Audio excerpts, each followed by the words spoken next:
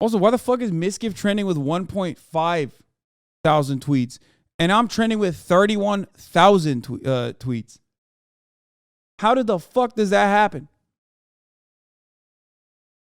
I feel like Twitter doesn't give a shit about anything other than like how they can, some people can just like turn this off to me.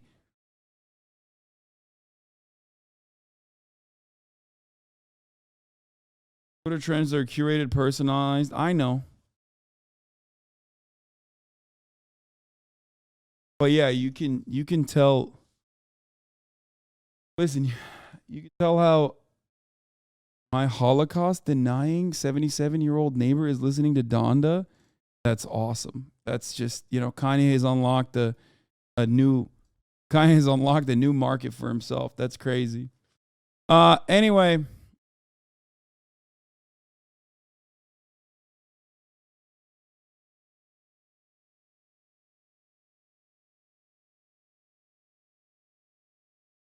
Here's the 6-second ad right now. I'm not doing a good job.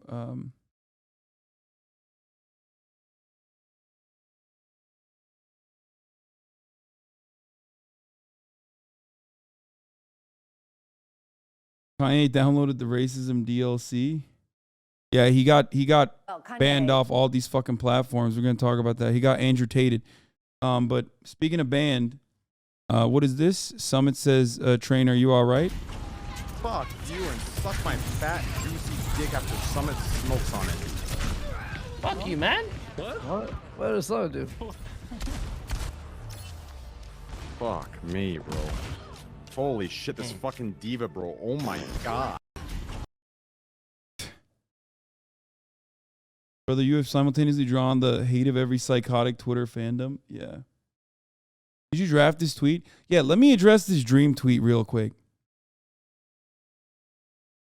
Look, there's plenty to criticize Dream on, but this is the most HasanAbi coded tweet you could ever put out there. It's like some shit that I would say. A lot of people are eating his ass in the QRTs on this, but this is literally this is my tweet. So it was shocking to see even members in my community be like, yo, look at this, he's so right wing. It's like, bro, come on.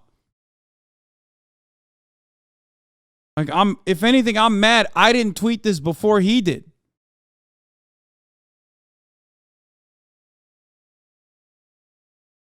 You know what I mean? It's like,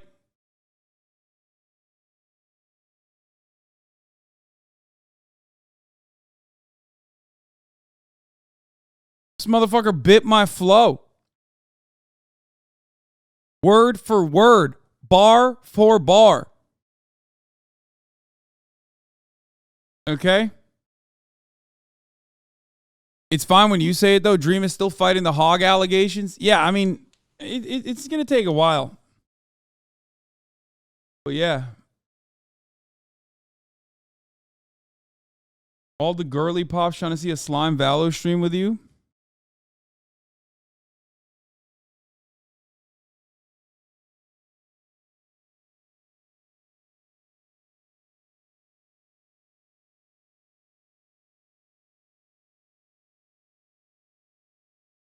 Anyway, technically speaking, the religious right was the first to do the cancel culture. Yeah, of course. I don't know. I think it's kind of inappropriate. A lot of anti-Semitism just being thrown around, and it feels like he just doesn't care. I mean, I think it's just because it's Kanye. You know what I mean? It's like hard to take him seriously when I think a lot of people are just like avoiding even covering it or talking about it because it's like he's just losing his fucking mind. Now, that doesn't excuse someone with that level of platform saying, insane shit, especially when like anti-Semitism is the most common form of bigotry. It's just so common. Every fucking conspiracy theory ultimately gets to the final stage where you arrive at blaming the Jews, okay? And it's wild shit. Like, even like flat earth conspiracies, you'd be like, okay, flat earth, who's doing this? You know what I mean? Why are people lying about the earth being flat. Like, why are they hiding it? It's like, you know, it's because NASA lies. Why are they lying? Because Jews. Like, I think anti-Semitism is at the heart of every modern and every historical conspiracy theory at a certain point, right? And for that reason, it's like, it's super broad, it's super commonplace. Now, does that mean anti-Zionism is anti-Semitism? Or criticizing the state of Israel for its, supremacist, apartheid state, colonial acts of violence? No, of course not. That's ridiculous. Don't be a silly bitch. But having said that, it is still incredibly commonplace. Okay? It is. It is incredibly fucking commonplace to just like blame every Jew. Just like Jewish people around the fucking planet for every little thing that happens. I saw the ADL say that anti-Zionism was. Yeah, I don't care. I don't care about that. Like, yeah, they do. They say that. And they're wrong.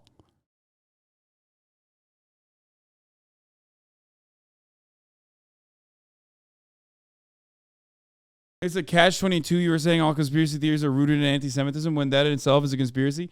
No, but it is. It comes back to the fucking pogroms. It comes back to blood libel. Like, this is not new. You know what I mean? Right-wing reactionaries love conserving the same fucking talking points. And blaming Jews for shit has been around since Jesus, motherfucker. You know what I mean? It's just, it is how it is. And if you are as big as a fan as I am of conspiracy theories, you already know this.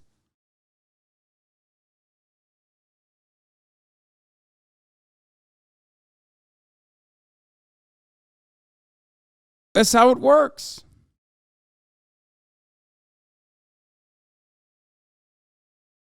Kanye. Dr. Umar's take about Kanye West wearing the White Lives Matter shirt. Oh, shit.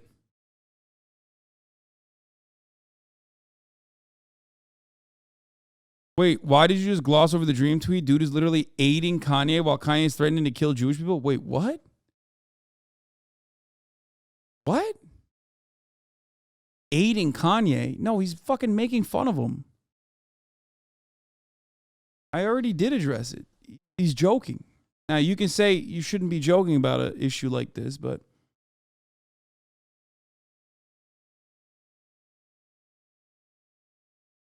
Is it Dr. Umar meme account? No, but this is probably...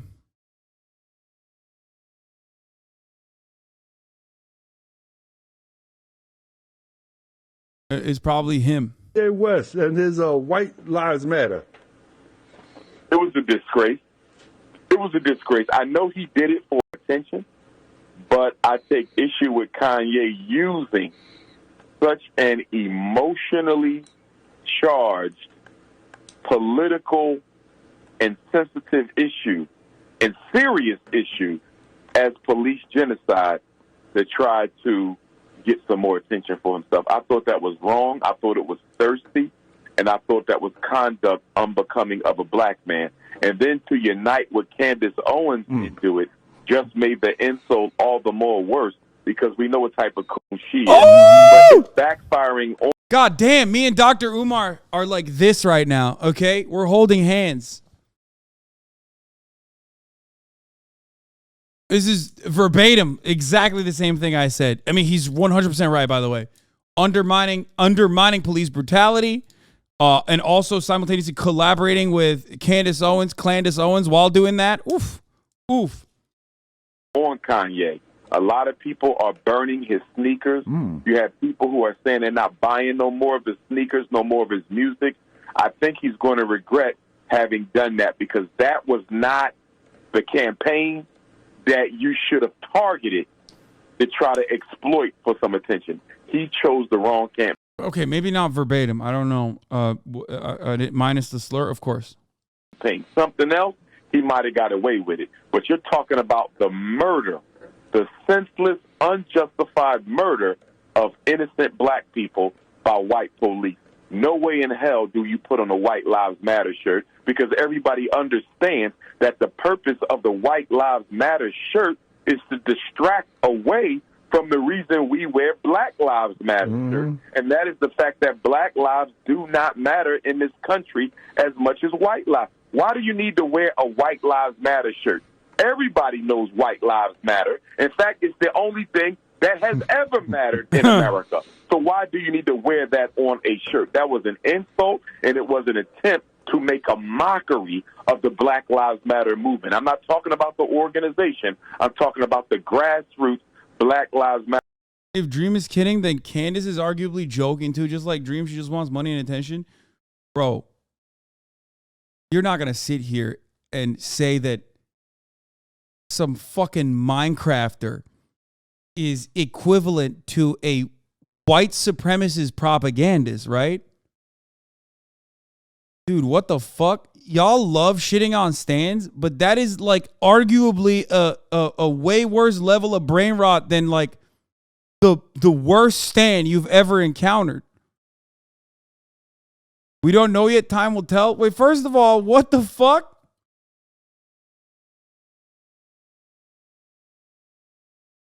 This is worse, dude. This is worse. Like this. Why are you defending Dream? Bro, this is not defending Dream at this point. This is just defending the truth. Okay?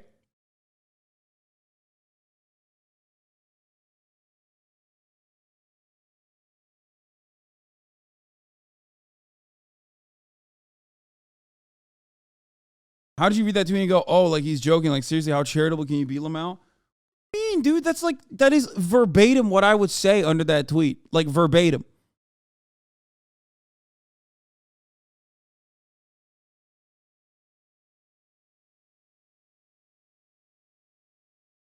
God damn. The mention of Dream does bring out like some of the wildest fucking haters though. Straight up. Guys, calm down. Okay, Dream has done a lot of fucking dumb shit in the past. He has. I think some of it is elevated though. Like literally because of his position. The white dude from Florida. I think ultimately, all things considered, especially considering his background originally and his political understanding of the world originally, done a pretty good job over the course of like the past fucking 5 years of changing his behavior. And you could say that he had to change his behavior because of his audience or whatever. But ultimately, he could have very easily been like a notch adjacent psychotic fucking right winger. And he isn't. And he fostered one of the largest queer communities on the fucking internet. So much so that some of his fan base goes entirely too far in even attacking anyone and everyone. When they feel as though when they feel as though people aren't being woke enough.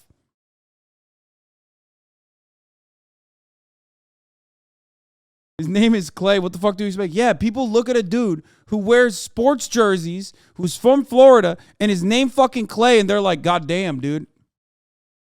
Like, all things considered, he could have been way fucking worse, okay?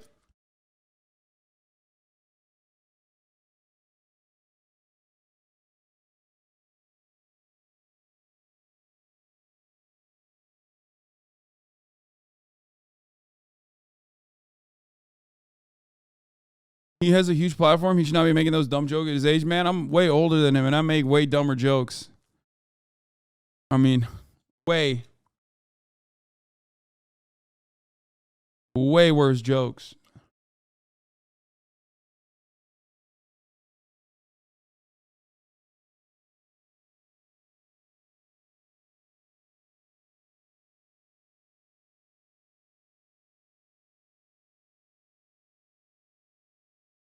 Anyway, to be fair, you don't have 30 million subs, but still.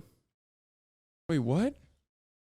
I mean, I think you guys are being a little crazy. Am I misunderstanding why people are freaking out? It isn't a funny meme tweet, haha, liberals. Yeah, that's what he's saying. I mean, this community is also, you get canceled for those jokes sometimes. Yeah, well, people are fucking dumb for canceling me for jokes like that. You know what I mean? That's it. He was making fun of Kanye West, and he was making fun of like the outrage machine about liberalism. Like liberals are responsible for cancel culture. That was what that was. You know?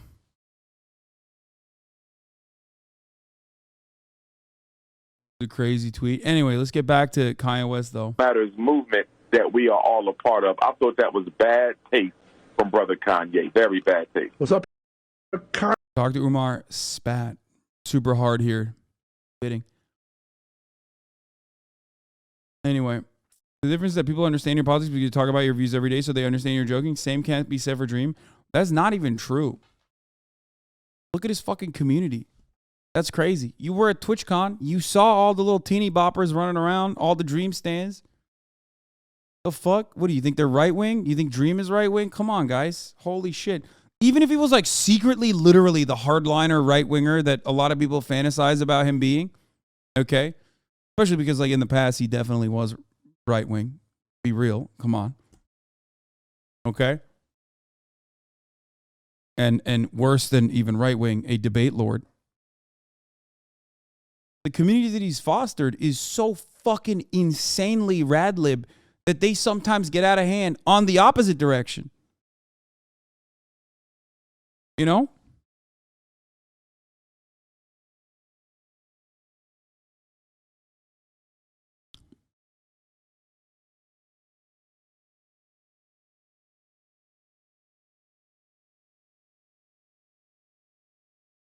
I'm a Ye stan, and I can say that these past few months have been the worst. The shame is that Ye was an asshole in the past, but a lovable one who made great art. Now he's just deranged and further folded into terrible movements, ideas by people like Tucker and Candice. Yeah, they're just making, they're weaponizing him. They're weaponizing his vulnerabilities, okay?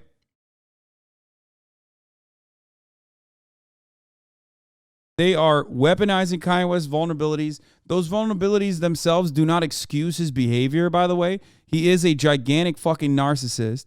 I mean, everybody knows this already. Everybody knows he's a gigantic fucking narcissist, okay? Surrounded by sycophants, can't shut the fuck up, and is desperately looking for any kind of attention from no matter who it is, right? And look where it got us. Welcome to Tucker Carlson Tonight. Kanye West, now known as Ye, is one of the best-selling musical artists in the world. He has also in recent years become a celebrated and very highly paid fashion designer. And of course, for a decade, he was well known to TV audiences as an in-law of the Kardashian family. But it's West's latest incarnation as a kind of Christian evangelist that brought us to his office in Los Angeles today for the interview you're about to see. Days ago, during Fashion Week in Paris, West, accompanied by his friend Candice Owens, unveiled a T-shirt that read simply, "White Lives Matter." The response from the fashion industry and international media was instantaneous and uniform. Shock, horror, rage. There is no excuse for this, thundered the New York Times. West is legitimizing extremism, shrieked Rolling Stone, etc., etc. What was strikingly missing from the coverage, however, was any explanation for why West did this. What was the T-shirt about? No one seemed to think to ask him, much less to listen to what he had to say. Instead, the enemies of his ideas dismissed West, as they have for years, as mentally ill. Too crazy to take seriously. Look away, ignore him. He's a mental patient. There's nothing to see here. But is West crazy? You can judge for yourself as you watch what we're about to show you. He has his own ideas, we can say that. Creative people tend to. That's why they're artists, not actuaries. His free-form social media posts give the impression of a man channeling his rawest emotions right onto Instagram. The effect can be jarring, and it's often used as ammunition against him in the battle for influence over the minds of America's young people, and that battle is intense. But crazy? That was not our conclusion. In fact, Yeah, no wonder that was not your conclusion. Because, let's be fucking real, the right does not give a shit about black people. They've never given a shit about black people. That's why they do racial agitation as a viable tool for galvanizing their base of white supremacists that are the most active within the party. And they don't give a fuck if a black man is having a mental health episode. As long as they can use that black man to advance their narrative, they're going to do it. Oh, we don't think he's crazy. Crazy? I mean, that's not crazy.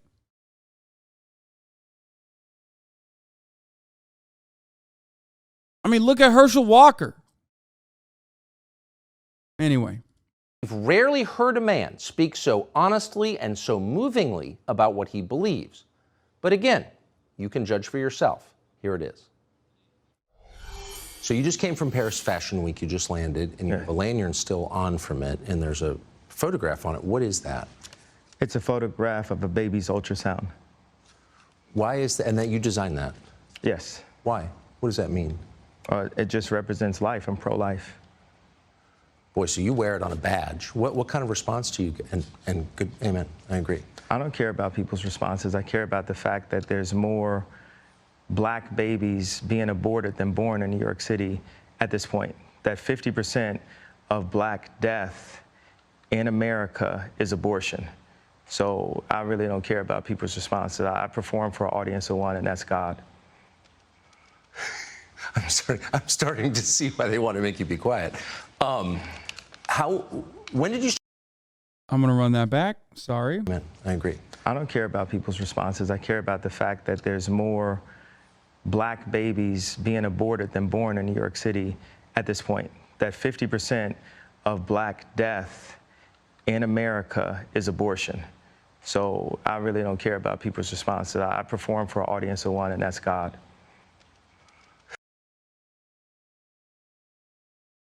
I love Tucker Carlson and his inability to hold his excitement at what the most divorced dad in America is saying on the most white supremacist broadcast, which also unfortunately happens to be the most popular news broadcast in the country. Like he just goes, I'm starting to see why they want to make you be quiet. He just came in his pants, dude.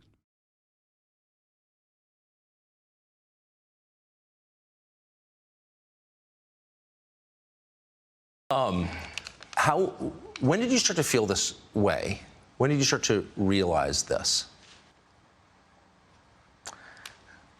I really felt like, I think I started to really feel this need to express myself on another level when Trump was running for office, and I liked him. Yes. And every single person in Hollywood, from my ex-wife to my mother-in-law to my manager at that time to, you know, my so-called friends / handlers around me, told me, like, if I said that I like Trump, that my career would be over, that my life would be over. They said stuff like people get killed for wearing a hat like that. They threatened my life. They put my life. They basically said that I would be killed for wearing the hat. I had someone call me last night and said anybody wearing a White Lives Matter shirt is going to be greenlit, and that means that they're going to beat them up if they wear it. And I'm like, you know, okay, green light me then.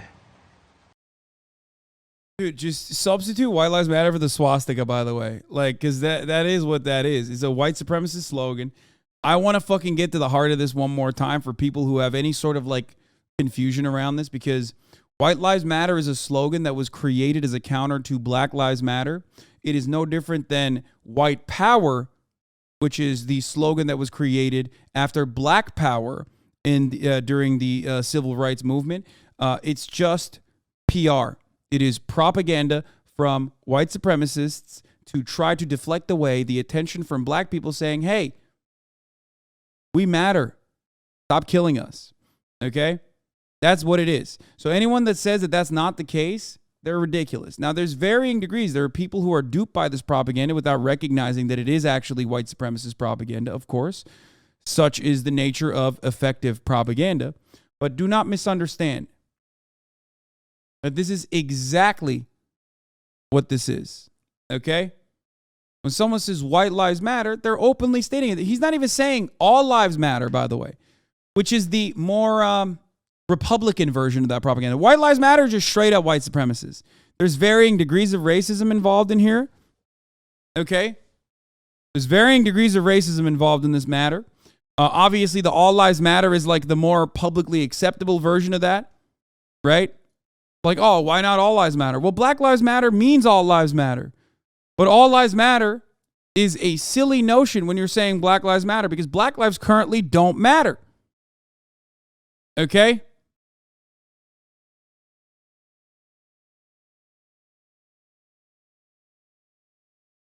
all lives don't matter until Black lives matter, because Black lives are a part of all lives. Do you understand?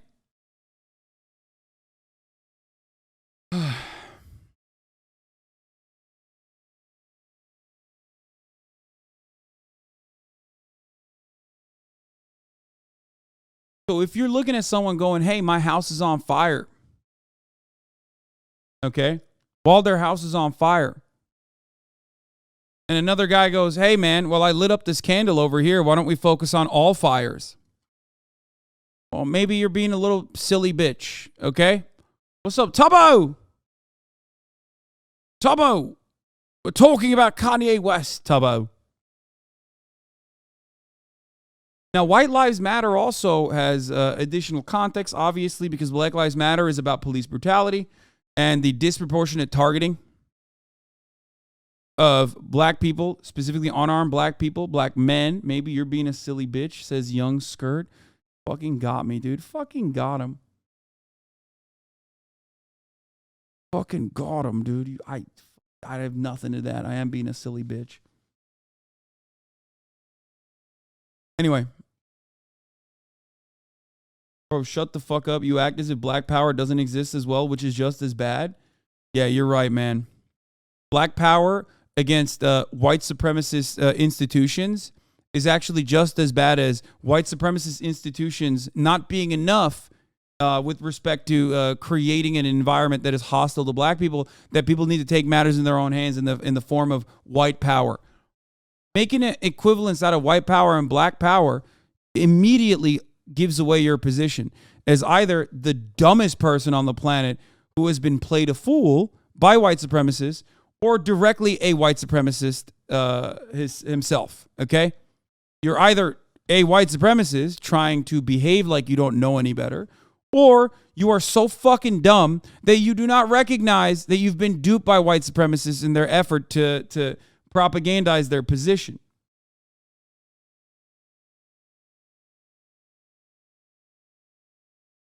Those people are trying to gatekeep the lives of people by bringing up racism. If someone of a different color were to say the N-word, even though they use that word themselves, is the fucking same shit. This is a hilarious fucking take. Okay? If chattel slavery had not happened, if rampant colonial exploitation and acts of imperialism that still continue on to this day had not happened, the N-word would not have the power that it currently holds. What you are demonstrating is white fragility, okay? You're mad. You're basically saying, well, it was just a word. Why can't I say it?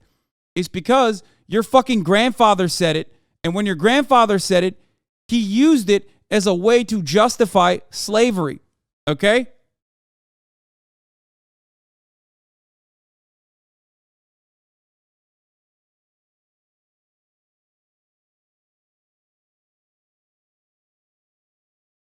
Aren't you ignoring all the historical examples of black supremacist societies and the correlating examples of white subjugation? What, like fucking Wakanda? What the fuck do you mean? Historical examples of black supremacist societies. Bro, you don't have to fucking literally try to find like one random tribe or something, okay, to try to justify overarching Western hegemonic superpowers destroying and exploiting the African continent in perpetuity that led to the Industrial Revolution and kept black people globally down. That chatter was joking, right? There's no way that he was right. I mean,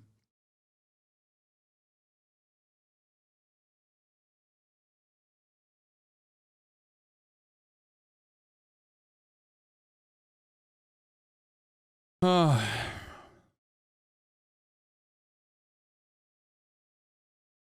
N-word is a reference to slavery. A black person saying it to another black person is solidarity. A white person referencing slavery to a black person is obviously way worse. Yeah, of course. And if the historical precedent of the N-word was not set by the struggles that black people historically faced and the remnants of said struggles that are baked into all of our Western institutions, okay, then nobody would give a shit about the N-word, okay? People would treat it like the word cracker. There's a difference. There's a reason why, outside of, Twitch's terms of service, the N-word is the N-word and cracker is not the same. No matter how racist motherfuckers are, they will still abso-fucking-lutely agree that one is worse than the other.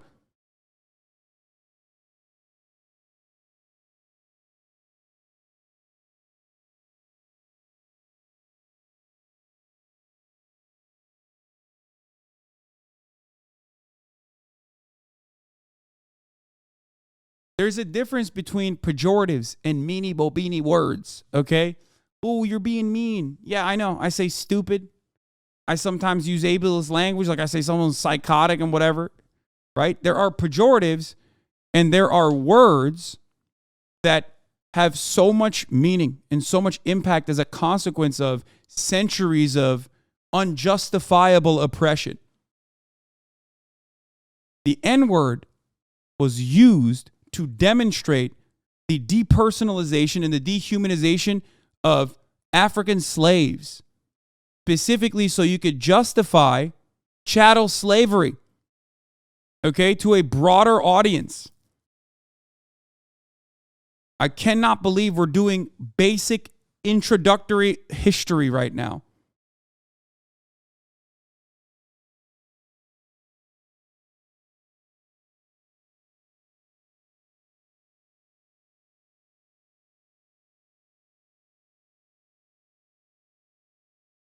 That's crazy.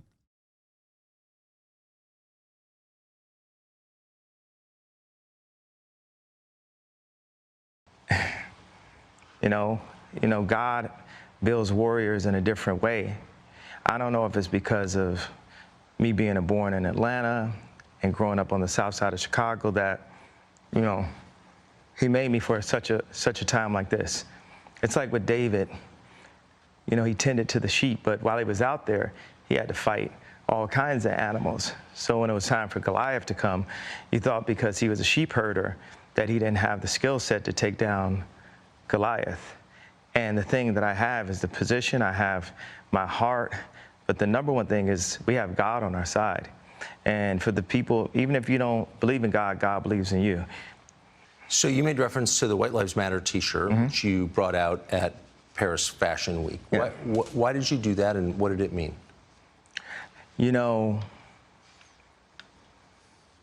I do certain things from a feeling. I just channel the energy. It just feels right. It's using a gut instinct, a connection with God, and just brilliance. Like as if you asked like Tanya Harding how she did the triple flip or the triple spin. Yeah. She was in so much practice that when it was time for her to skate in a competitive format, it just happened. Like it happened outside of practice. It happened in the real format, and that's what's happening. Is God is like preparing us for the real battles, and we are in a battle with the media. Like the majority of the media has a godless agenda, and the jokes in that work. Dude, I'm not gonna lie. It's kind of hard to keep up like a disruptive and cool attitude that's on brand with like Kanye West's edgy trolling when you're trying to be like, yeah, God is the reason for all this.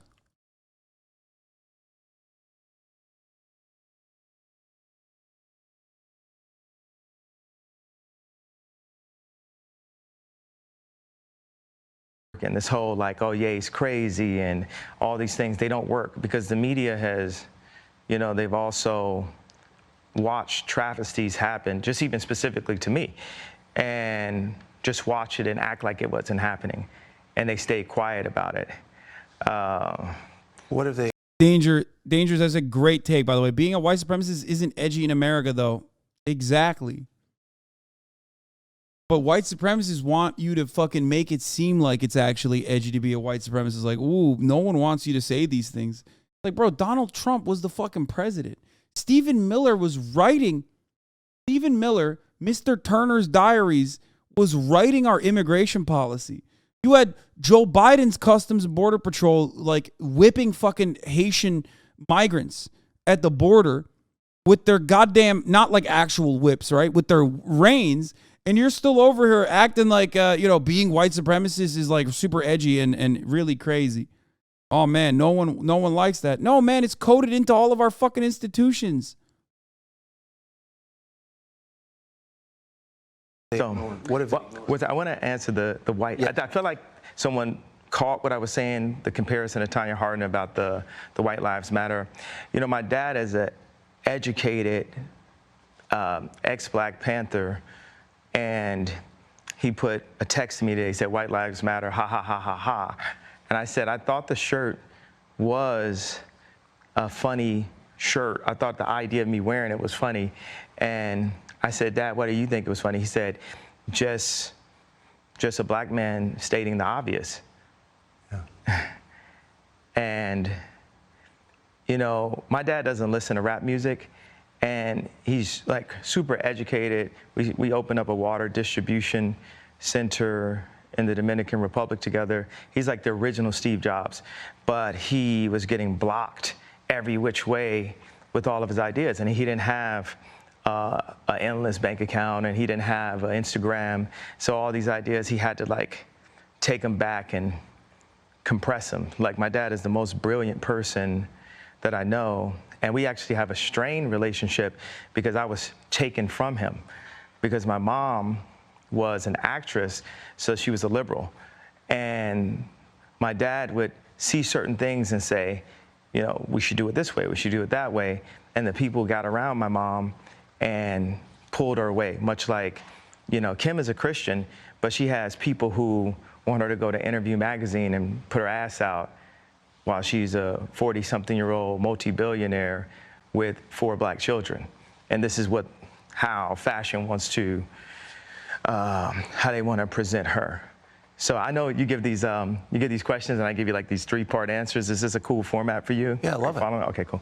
And I am following it. All right. So you said that your father said when he saw the shirt, "White Lives Matter," it's great to see a Black man stating the obvious. So by which I think you meant that's obviously true. Yeah, that's my favorite response, because I kept on thinking, like, you know, people, they're looking for an explanation, and people say, well, as an artist, you don't have to give an explanation, but as a leader, you do. Yes, I think that's right. So the answer to why I wrote "White Lives Matter" on a shirt is because they do. It's the obvious thing. Yeah.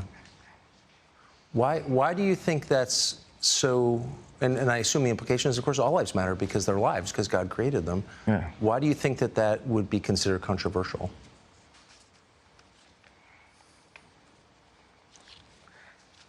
Because the same people that have stripped us of our identity and labeled us as a color have told us what it means to be Black and the vernacular that we're supposed to have. My dad grew up as a military brat, and his family moved around, but they were based mostly in Delaware. And at the time, if they weren't the only Black family, they were one of the few. And he would be discriminated against because he was Black. So by the time he got into college, he would be discriminated against. He went to a Black college, he would be discriminated against because they said he talked too white. Yes. And then he played the kick drum in the band. So when he would go to the club and the music was playing, where would he clap his hands? Where the kick drum is. Yeah. So it's the opposite of where everyone else was clapping their hands. And this is the most elegant and tasteful person that I know. And I don't even, I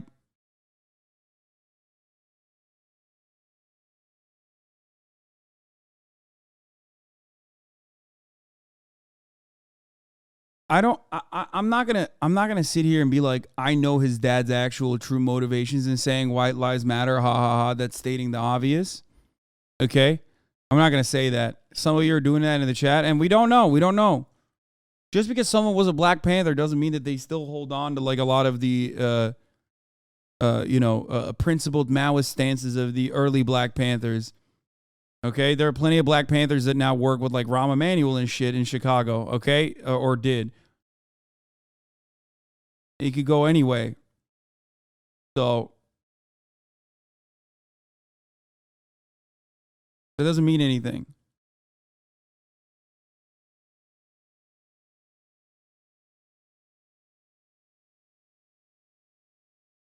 Can't even give a coherent explanation for why other people think that praise is problematic. He just says doesn't know.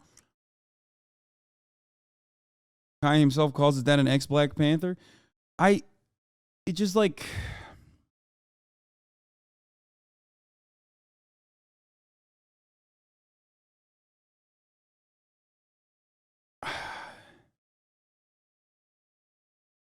There are varying degrees of discrimination that occur. But if you understand that it is discrimination towards someone who has been conditioned by a upbringing in a white supremacist country like America to behave a certain way, being discriminated by others within his community or behaving that type of way, and if you consider that to be like a slight that is so offensive, then what the fuck do you have to say about white supremacy?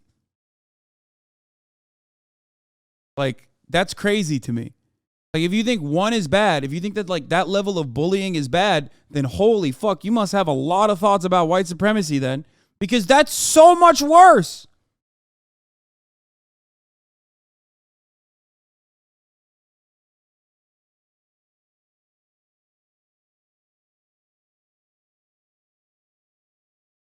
You know? The only people that do that as though it's like morally equivalent are actual unironic white supremacists who are trying to propagandize their existence as somehow vulnerable. Okay? And it's fucking bullshit.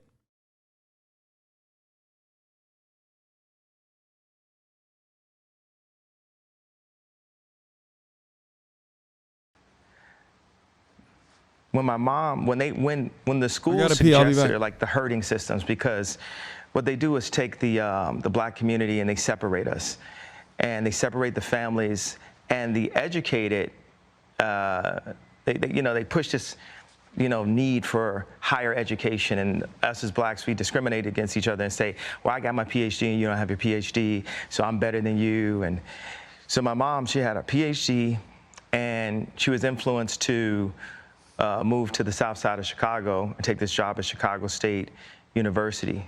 And she told my dad, if you come for us, you'll never see him again. Because, the media ridiculed me for getting the house next door to Kim to see my children. And they even said that I was stalking her and her new boyfriend because I bought the house next door to see my children. And that's how I knew that my mom had said that to him. I said, Dad, they moved us to one of the most agreed upon to be one of the most dangerous places in the world. It's almost like they tried to kill me or something. I said, Dad, why'd you never come to get us? And that's when he told me that she was told that. There's so many things that are put in Kim's head. They bring influencers like, no one ever knows where Corey Gamble came from. No one in the fashion world knows where Gabby came from. Why does Tucker Carlson know or care about any of this? This is so funny. He went from insane explanations of like how discrimination within the Black community or maybe even like internalize the white supremacist attitudes and not really doing a good job describing said feelings to, man, these people, where the fuck do they come from? Like, what is like brain leak?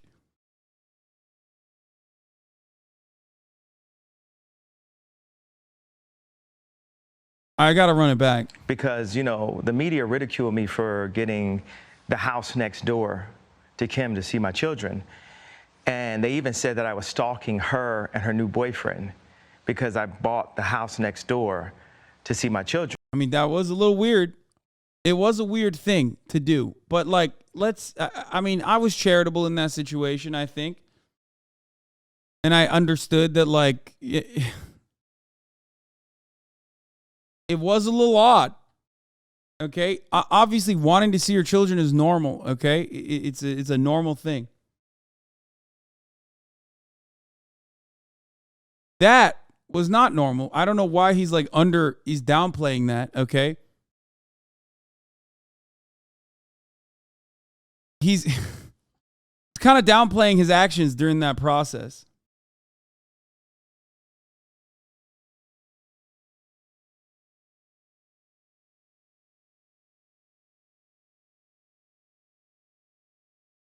He's downplaying the actions that he took during that time, which included, like, you know, the simulated murder of Pete Davidson in a music video.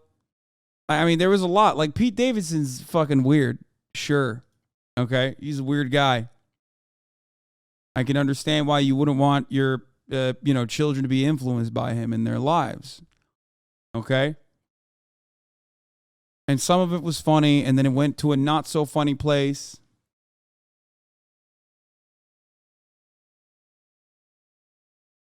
I'm a Pete Davidson stan. Watch yourself. I don't know.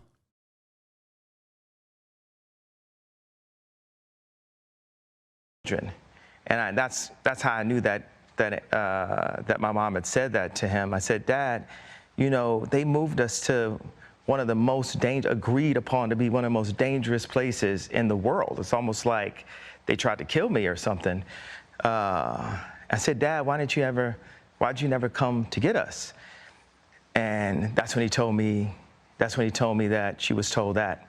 You know, there's so many things that are put in Kim's head. You know, they bring influencers. Like, no one ever knew where Corey Gamble came from.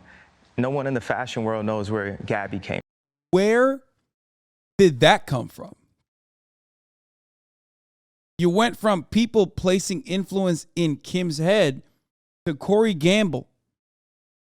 Where did that come from? What the fuck? It just feels like he had like an aneurysm or something, like with two wires crossed weirdly, and he just completely flipped the conversation. Am I missing a point here? Did they cut something out?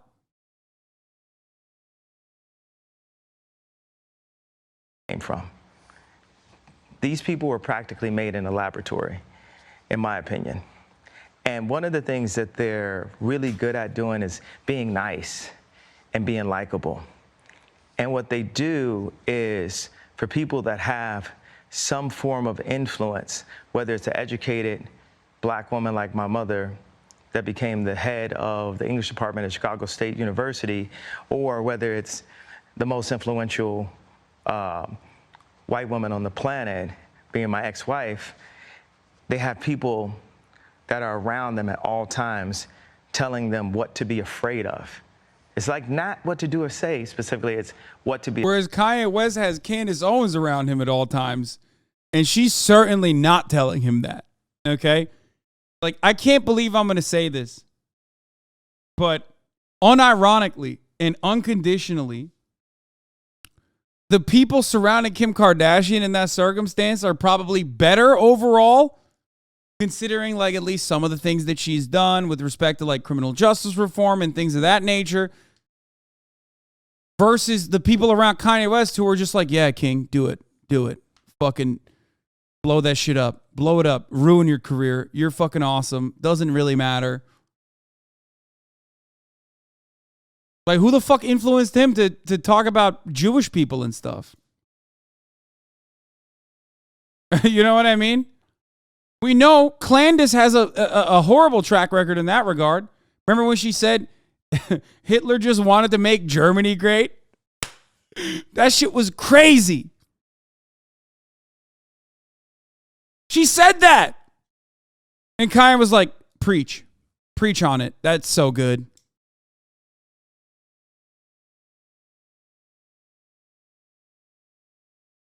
Wild. Be afraid of.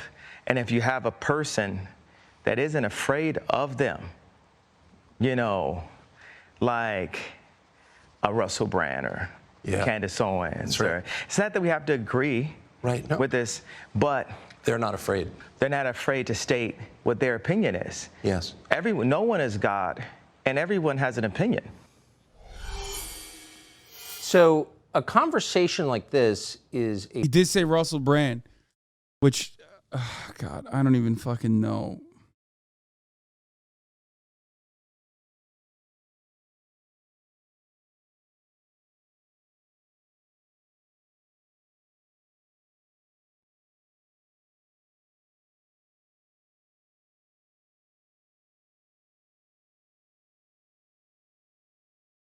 It's the same old blaming the elites propaganda that he's fallen into, but then somewhere along there he had someone whisper in her ear, hey, notice how a lot of the elites are Jewish, which they're not even. Like, there are significantly more Protestant elites than there are Jewish elites. Holy fuck. That's what's fucking so annoying about this conversation.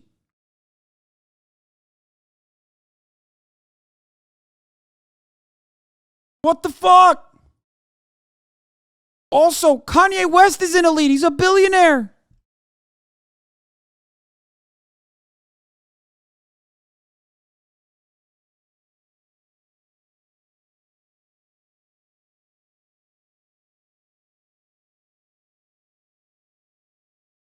New Kanye vlog? Shut the fuck up.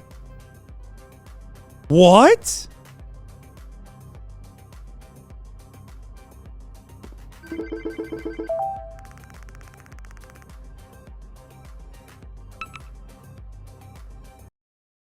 It's not new with Kanye, though. Hip-hop in general has had an interesting relationship with the Jewish community and anti-Semitism. Oh, my Lord. Okay, these are a lot more complicated subject matters than ones we can very easily have a conversation over here in this space, okay? Anyway, let's continue on with the Kanye thing before I get into more of this stuff. The first indication that West might become a massive problem for the industrial deception complex came in 2015 and 2016 when Donald Trump appeared. And West had a very strong gut reaction to Trump that was very positive, and the people around him were panicked by this. The last thing you could have is one of the most popular pop culture figures in America coming out for Donald Trump. So they applied intense pressure to get him back on the script. And apparently his wife was part of that, his former wife, Kim Kardashian, who West now learns had a very close relationship with the Clintons and people around the Clintons. He had no idea.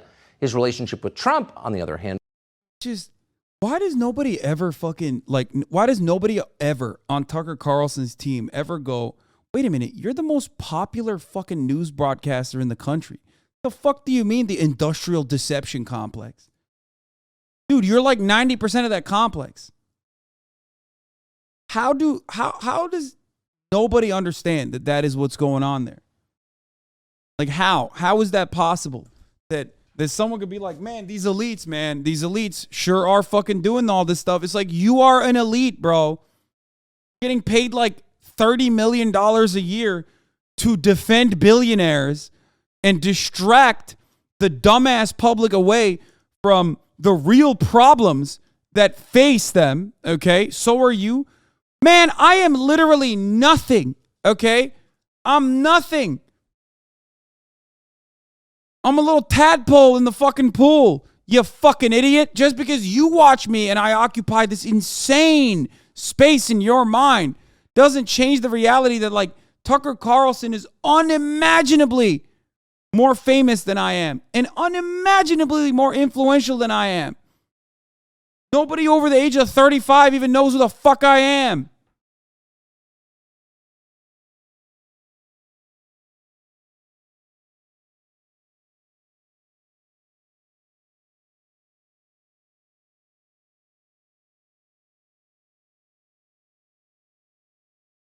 Except for your moms. and flourished, and he got a window into the people around Trump. And in this clip, you'll hear him assess what happened inside the White House. Very interesting. Watch.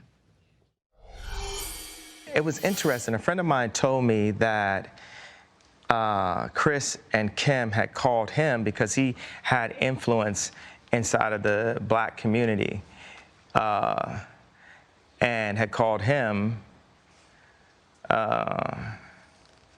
to say, to get him to influence people to take the vaccination. And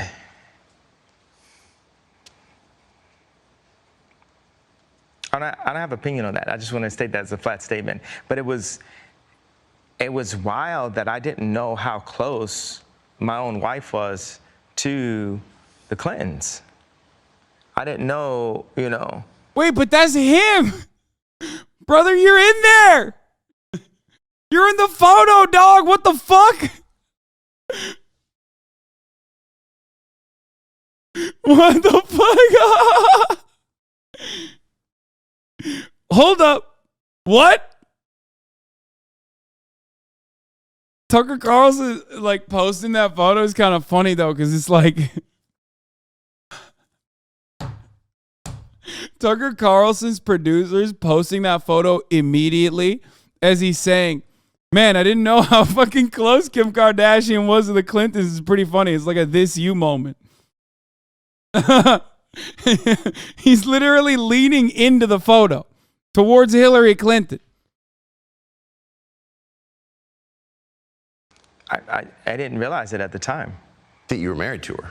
And well, I was married to her. How close was she to the Clintons? I mean, cell phone away, like, or hey, tell Ye to say this away, or hey, go out and use your platform to push the vaccination away. I mean, not away, but like take the away part, but you know. Do you feel like at times you were manipulated by political forces through your wife? Attempt manipulation. But yes, there was some manipulation. Me not saying I like Trump was a form of a manipulation. For sure. Yeah. Why did you like him, by the way? You said you liked him early, like you saw him. I mean, I keep telling this joke. If people say Trump was the first black president, I'm going to be the first Latino president, because all the values, the conservative values just line up. Come on, man, Trump's the What do you mean? He has his own buildings. What are you talking about? He's like, like Ralph Lauren. Yeah. He made Ivanka. You like Ivanka? Yeah. You wrote a post on Instagram about her husband today. Yeah, you know. What? I had a dinner with Ivanka, Jared, and Josh. Bro, biggest goobers, dude. Come on. Jared? You're hanging out with the worst goobers, man. I mean, Ivanka is one thing, but come on. And a couple days later, I found out that Josh Kushner had 10% of Skims, which is a line that I had developed with Kim. And I had a lot of issues with the imagery of Skims. I felt like there's a lot of imagery that was overly sexualized and things that I wouldn't want to see. Wait, what? Kanye West is running with like, Kanye West is running the fucking evangelical gamut right now. He's talking about like how he's upset about the sexualization in advertisement. What the fuck? Does Kanye West know who Kanye West is? He went no fap. Don't do it. Don't do it, Kanye. Oh my God. Wait, didn't he used to date the what's her face, the slut walk lady? And like talked about eating ass and stuff. Am I misremembering? It was Amber Rose, right? Like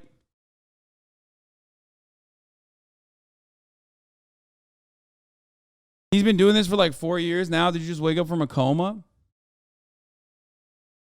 She's such a fucking hoe. I love it.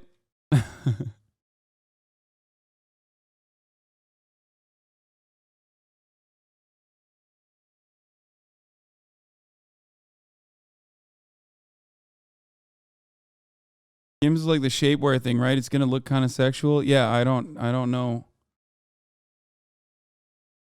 I mean, I think it's the Kim known for not having a porno. No, I mean that part is fine. You know what I mean? But I think what's going on here. I think what's going on here is the classic evangelical like born again line. You know what I mean? I think he's looking for salvation by hitting the I'm born again. I'm a born again Christian. Like I'm getting salvation through that. Yeah, I don't even know if he's trolling. I think he's just fucking lost his mind.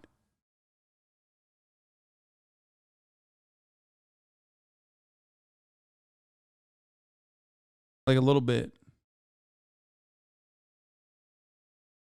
My wife, and definitely not my daughter's doing in the future in order to sell product. But it reaches another level when it's like, okay, well, this is what my wife is doing, and this is what she's doing for our children. But it reaches another level when her business partners are selling pieces of company that they don't have to, because the company's already so successful and it's an internet-based company. So it's like they're really just selling off the company in order to create more relationships for themselves that are unneeded. It's like when I went to the Gap and with our release, they just like, they shoveled it out. I'm very cautious with my words. I'm really big on being able to have an adult conversation in front of the children. So I don't use explicit language in interviews especially. So I found out after this dinner that Josh Kushner had 10% of Skims and I had 5% of Skims. And regardless if, Josh Kushner figured out how to put $150 million, I'm sure it wasn't out of his own account, but $150 million, and I'm sure Jarrett still has a piece of that fund. Regardless of them putting that money in, for me to have been an owner in it and not known, just from a place as a creative where Skims is so based on a lot of the Yeezy ideas, then it's based on all of the relationships in fashion, because I had to use my relationships in fashion in order to establish Kim in a way where fashionable people would say, hey, I'm down to wear Kim's line. And these VCs, they come in and they get a piece of it after the fact, and they run around and say they have ownership in it. So as I put on my Instagram, which, I don't get how he's not saying, like, it's kind of fucked up that a white dude owns a larger piece of that fucking company than I do when I put my fucking, like, actual blood, sweat, and tears into it. Like, he's got double the amount. That's capitalism. Like, in that situation, you could make a statement about white supremacy. You can make a statement about capitalism. You could say white people have more influence in this space as a consequence of, white supremacy, and therefore they end up literally fucking getting 10% of the company, a company that I put so much time and effort into, where I only got 5% of. So even my wife is engaging in this action without recognizing it. Okay? But instead, he's over here saying the exact opposite, which is weird. He's saying that at the top of the hour, there's a 60-second ad break. And if you no longer want to see those ads, all you need to do is subscribe. Actually, I was going to say he's saying something different, but I don't even know what he's saying because he's fucking out of his mind. He's just like not really making any tangible, cohesive, coherent points, really, other than the top of the hour ad break thing, which is cohesive. 2ton21, thank you for the 5 get the subs, allowing 5 people to no longer see the ads. If you no longer want to see the ads yourself, you can get gifted a sub if you're lucky, or you can just subscribe on your own with a $5 subscription or for free with the Twitch Prime. Here's the 1 minute ad break now. Luckily for everyone, they could just write it off that, I'm crazy until they see my disposition in this interview, and then it's going to get scary. I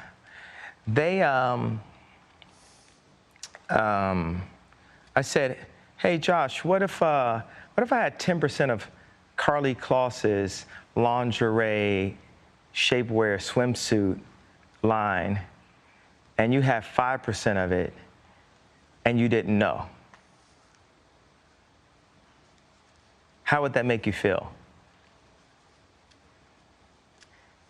And then after talking to them and really sitting with Jared and sitting with Josh and finding out other pieces of information, I was like, wow, these guys might have really been holding Trump back and being very much a handler right then. They love to just look at me or look at Trump like we're so crazy and that they're the businessmen.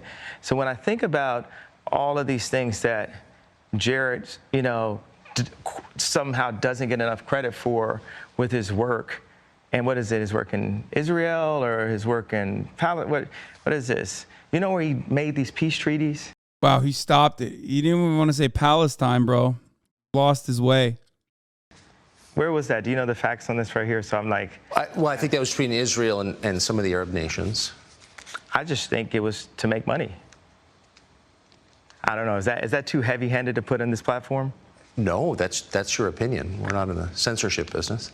Okay, thank you. Yeah, unless it's fucking Rutger Bregman. Chatter's moms, thank you for the 5 get the subs. Yeah, unless it's Rutger Bregman calling out Tucker Carlson for being a fucking bitch to billionaires, being the, you know, billionaire's little puppet man.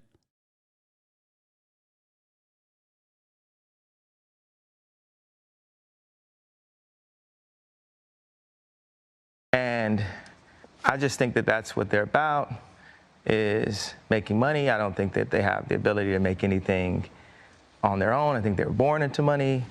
And for me, as a maverick and a talent and a person that's been, you know, beat, kicked, lost everything, sad to have lost my mind, went from pull myself up by my boots don't have straps on them, but I say pull myself up from my boots to becoming a multi-billionaire that gets the price every year of my net worth goes down every year on Forbes. They just keep on slowly just taking it down every year. It's like really a weird thing. But as a person that has really built something from nothing, when I sit across the table from a Josh Kushner and he just feels so entitled to that idea, and this person has never brought anything of value other than so-called being a good venture capitalist, I have a major issue with that. Dude, this is, I mean, he's right. It's so weird though, because like he's right about this, but then he's like reinforcing the same dynamic that has led people like Josh and Jared Kushner into positions of power. And he's simultaneously defending Donald Trump, who is very much the same kind of fucking fail son, right? Almost identical. And this is all packaged as like an anti-elites agenda. Meanwhile, he's defending Donald Trump. It makes no fucking sense.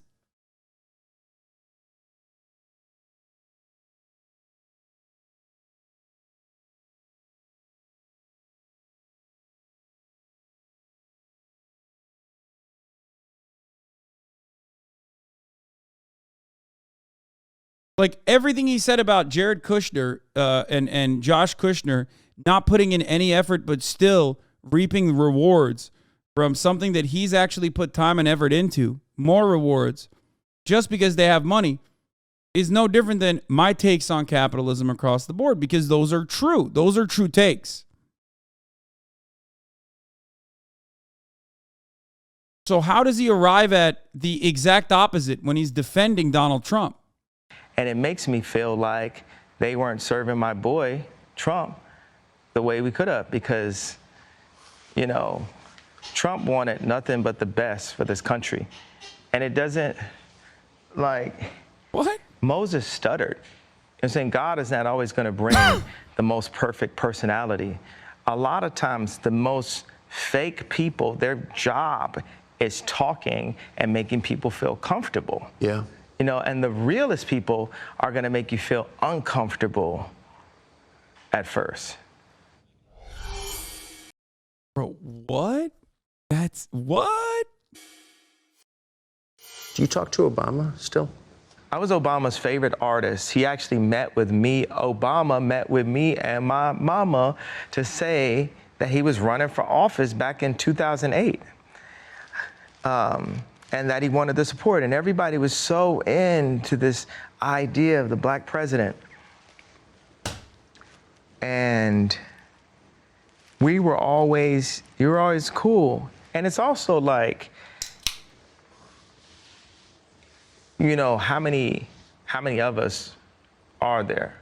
You know, Obama level, Ye level, you know, Virgil level, just black, you know, so brilliant that we cut through all of the lines of racism. Like, you just can't get rid of us. Nat King Cole level, Dave Chappelle level. So in some place we'd have to be friends and get along, because it's like, yo, you're at that level. You're like a, you know, Formula One Lewis Hamilton race car driver. We're still driving a white car, but we're the best race car drivers that ever existed. And that was... I wonder what could possibly be, hear me out on this, the reason that black excellence is what it takes for someone to actually get above the you know, baseline and maintain their presence there.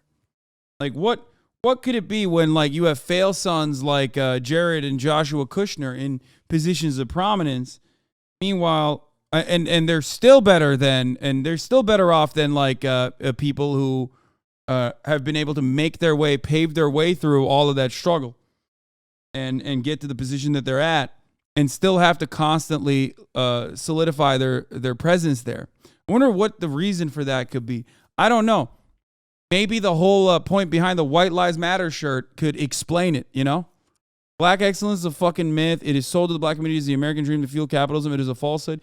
Yeah, but it is not. You're right about that. However, there is still the reality that, like, you have to be an exceptional person. You know how we talk about like black athletes in European countries and how they sometimes feel like they literally have to score and win and be excellent players to be seen as countrymen?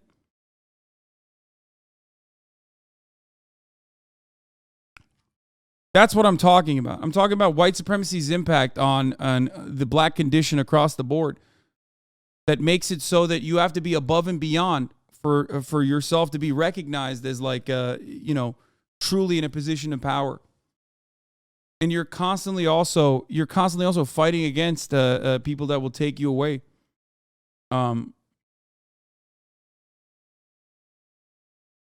People that will try to undermine your position. That was me and Obama's connection. But soon as I wasn't saying the things that I was supposed to say as a rapper, our connection faded. So you don't talk to him anymore? I'll talk to him if I see him. Yep. But I guarantee you he see me. This part was I don't even know that, man. I just thought that sounded cool. One idea that was in my head about 3 minutes ago that I really want to say that's really interesting about the when companies get the BLM managers.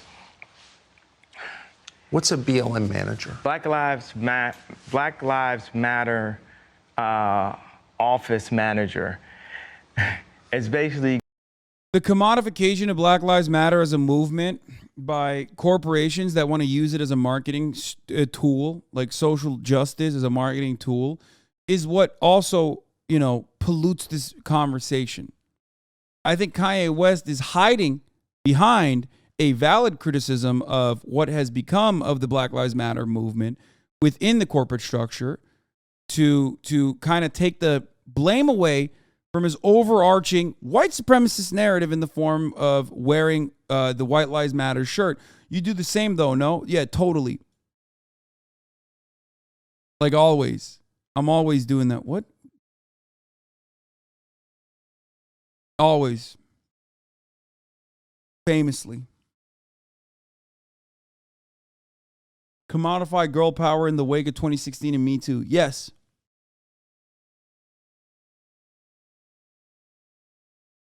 Like, there is a real argument to be made there. Okay? There's a real argument to be made there. I've talked about it many, many times over. Walmart throwing up the black fist and then simultaneously funding police unions is a great example of this, right?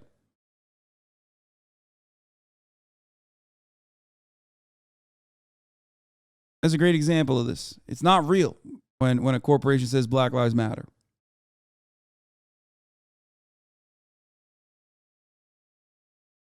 Why do you always check your hand after you move your hair to see if I caught any strays?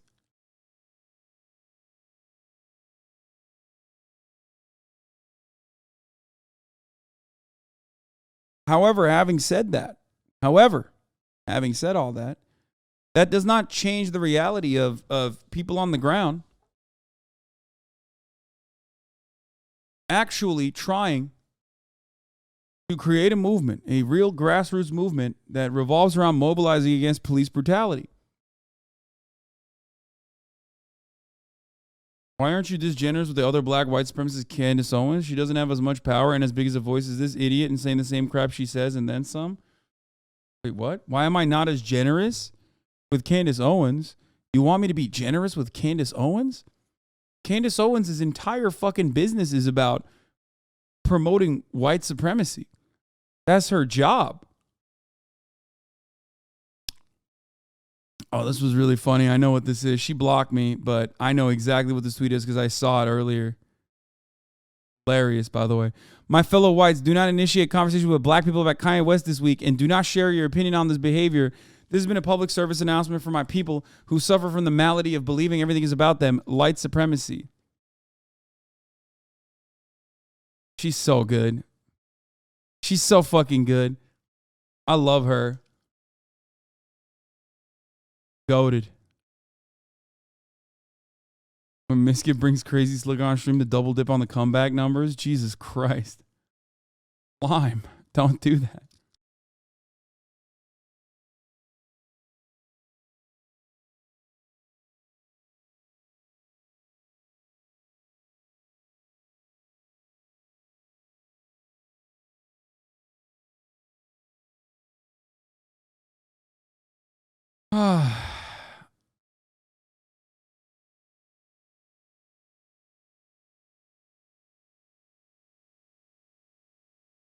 You're not allowed to bring up Zenny Jardin without bringing up this, showing this pig.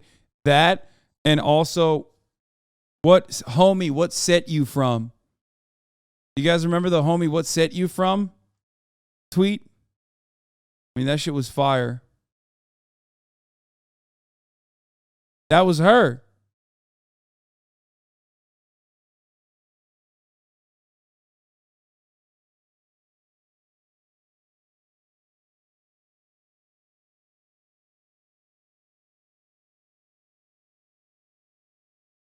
That's the person who tweeted that other thing, by the way.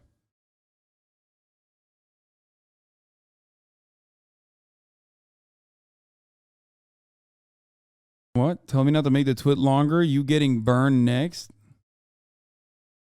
Noob Kid 911. What? Oh, here it is. Here it is. Here it is. Why is chat judging her? Because she's fucking awesome.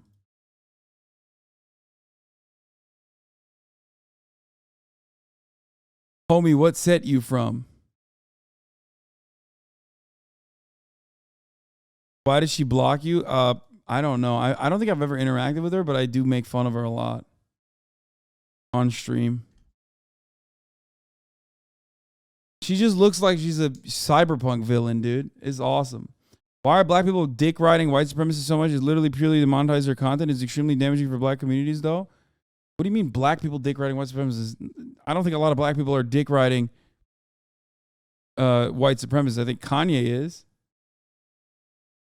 Kanye West has the right to speak his mind. He's a free man, and he can say whatever he wants. I don't agree with it, but that doesn't mean I have the right to try and stop him from saying it. I think Kanye's statement was just an extreme form of what we've been hearing for years now. Black people are angry about being treated unfairly in America, and they need to do something about it. That is so charitable that, like, it just completely is the opposite of what Kanye West is saying. Black people have been victims of white supremacy so they can defend white supremacy. Is a wonderful take.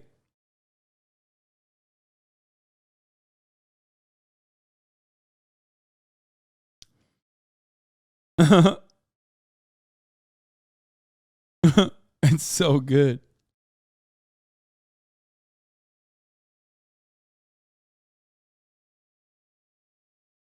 I know a black person who is racist to other black people. Yeah, of course, dude. Yes, it's white supremacy, man. If you live under a white supremacist structure, you can have internalized white supremacy. There are plenty of people that are victims of that same exact thing.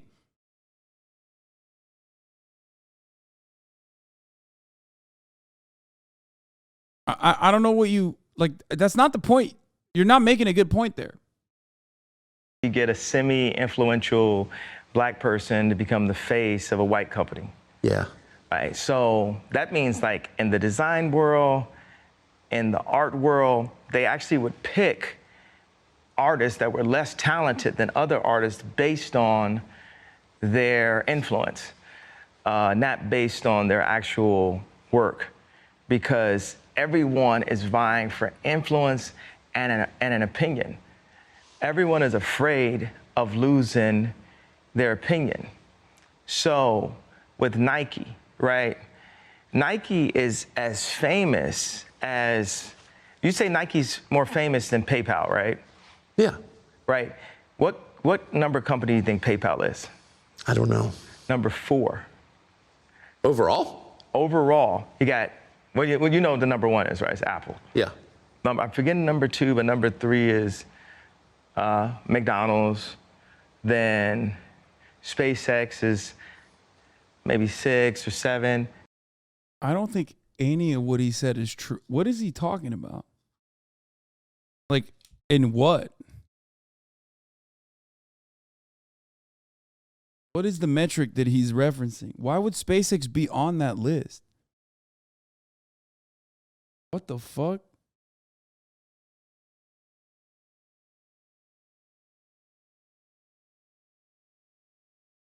It's really interesting that as lit as Elon is, his previous company is actually still worth more than SpaceX. So what number company do you think Nike is, the Nike? Number 321. It's not there to be as big a financial company as it can be. It's there as an influencer because black people love Nike. So Nike is like a company that is redlining and gerrymandering black people. So the reason why Gap wanted me to go to Gap, it wasn't based on, oh, we need to get our stocks up. What? Nike is redlining black people? I want to understand what he's trying to say so desperately, bro. Because, like, it's so crazy. I wanted to make at least somewhat sense so I can understand what's going on inside of Kanye West's mind, okay?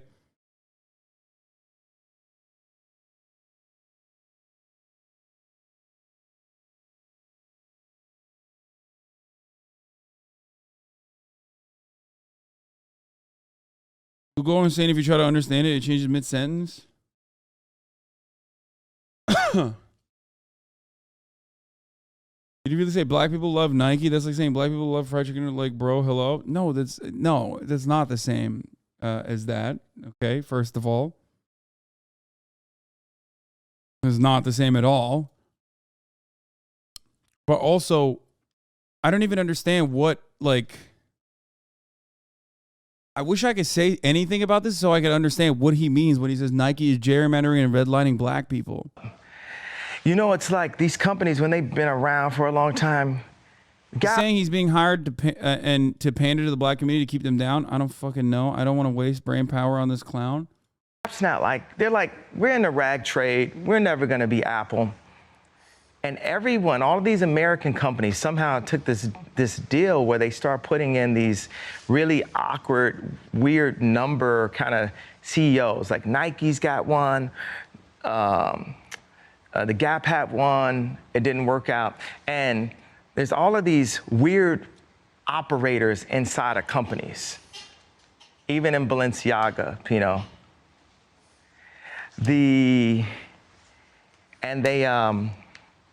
They're just there for control. Steve Jobs talked about it. It's the most important thing you can have is control. Look at me, all the money, all the influence, and I have to act a complete ass to have any say-so of anything that my children are doing, because that group of people have control and say-so over all the children inside of the clan. So that's what these companies are set up for. That's the type of CEOs they're hiring, especially when the founders are out of there. They kind of just give the companies up to a bunch of people, and they're all in cahoots. Like anyone that ever worked with me, they just look at, oh, who's Ye farming for talent that we can hire to be our new BLM office manager. Oh, he's talking about pandering to the black community, and I think he's saying, like, there are people that pander to the black community, and they're like the BLM, office managers or whatever. And he's saying that he was utilized as a BLM office manager to pander to the black community by fashion brands. And any black person that is hired, any black designer that's hired by fashion brands is being used in a similar capacity, right? I think that's what he's saying.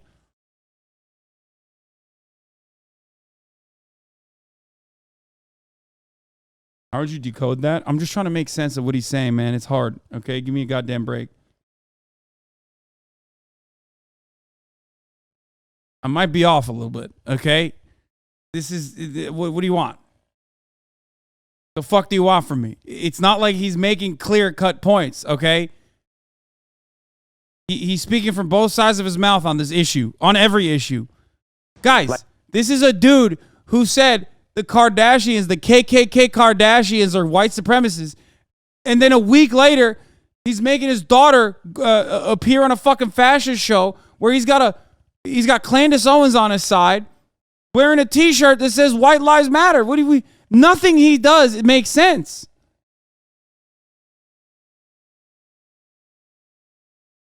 Like, kind of like Obama. What do you think of Obama as a BLM office manager? Best one ever. Yeah. Best one ever. And I think Obama, just like Virgil, these people were truly black to their core and truly brilliant to their core. But they went into situations thinking that they could do it the white way as a black man.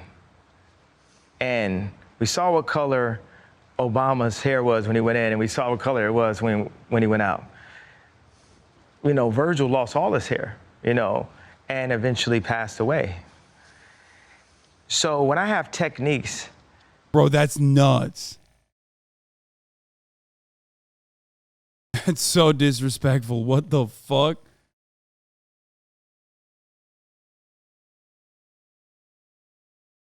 Okay. He said Virgil Abloh, okay, a person he grew up with that he was like pretty, apparently behind the scenes, like pretty jealous of, well, openly jealous of, but behind the scenes, like ripped into regularly, got cancer because he sold out to the white man.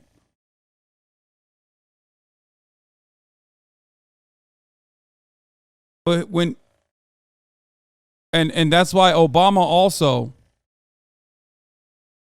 He's saying that that's why Obama also, aged a lot.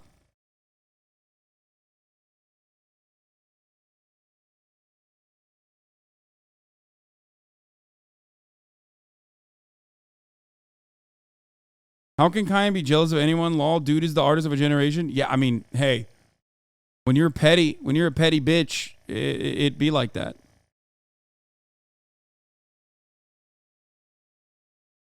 That are revolutionary.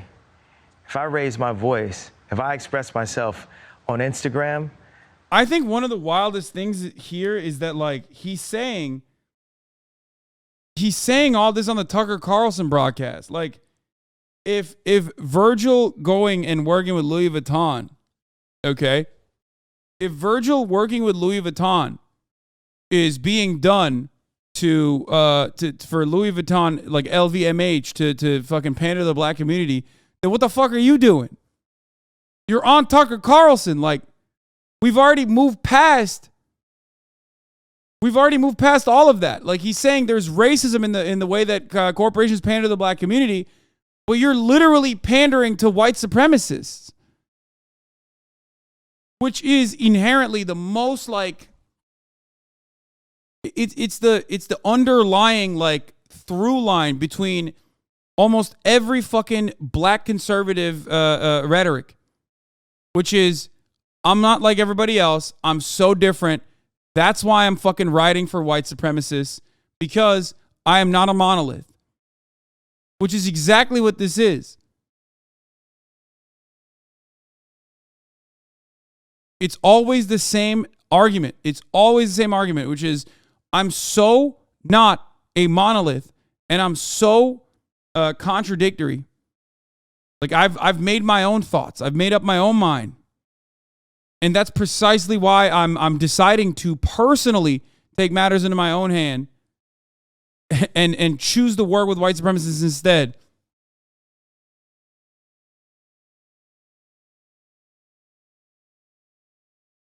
Be honest, dude, you're just mad he took the White Lives Matter shirt hype from you before you could drop a new merch line? No. I mean, I would never do that. That's insane. It's a colonic. And people can say, oh, this what you're doing is toxic. If what I'm saying is toxic, I got to do everything to get it out of my body. And there'll be times where I see a level of, like, oppression, Parisian proper, like, next level, France owns 80% of African banks level colonization, oppression. And I'll be like, I'm not going to let you guys kill me. But one thing that has to really happen, say if Trump ran, right? We're not just going to be black influence. We're going to be vision and creativity. We've got to rethink who we are as a species. Right now, we practice killing ourselves every day. Like, murder is legal in America. What? And abortion. Yes.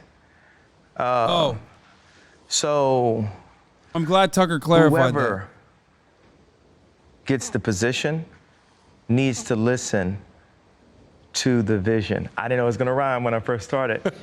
They need to have Elon, they need to have me. You should start with those two, and then we'll get to the rest of them. We could pull in a Johnny Ives, we'll pull in all of our living, super brilliant people. And we need to analyze and not just sell out for the cash. Like these Fortune 500 companies, they're just selling out for the cash and put God first. Billionaires famously not selling out for the cash. I'm always thinking about how billionaires are quite literally the opposite of selling out for the cash. You know what I mean?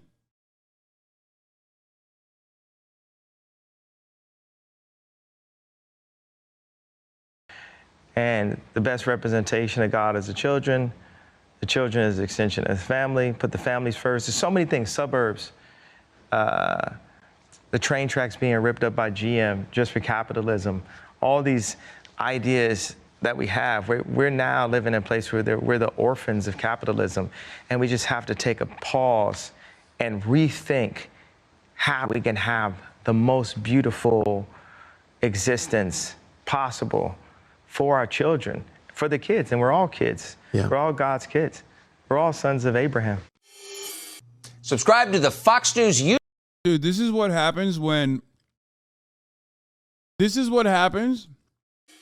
you simply have no leftist like education or representation in your education.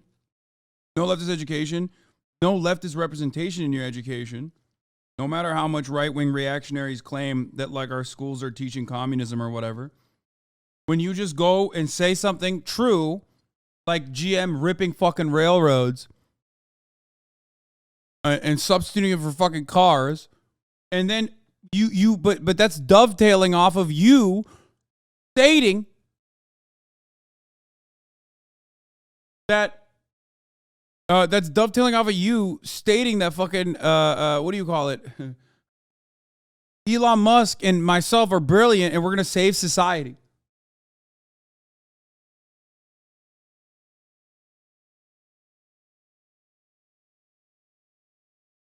It drove me crazy to not be able to say that I like Trump. It drove, because think about it, it's me. Imagine me not being able to say what I wanted. What was the point of being famous? What was the point of having, millions of people love your music? What was the point of having a voice if you can't even use your own voice and connect it to your own opinions? Yes. That's where the disconnect happened. That's where the, quote, I think wrongly diagnosed, that's where the bipolarity is. Because you got something you're thinking, but you're told you're not allowed to say it in public. Well, I never... You're so petty. That's it.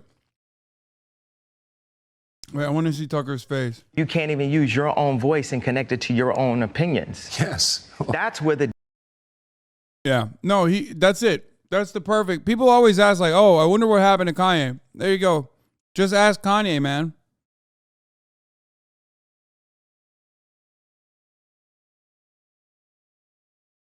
I mean, he just said it. He's such a fucking insane narcissist that he openly admitted. He's like, yeah, it broke my brain when I was not allowed to say something.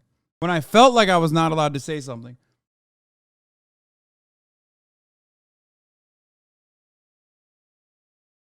The disconnect happened. That's where the, quote, I think wrongly diagnosed, that's where the bipolarity is. Because you got okay, never something mind. You're thinking, but you're told you're not allowed to say it in public. It's like,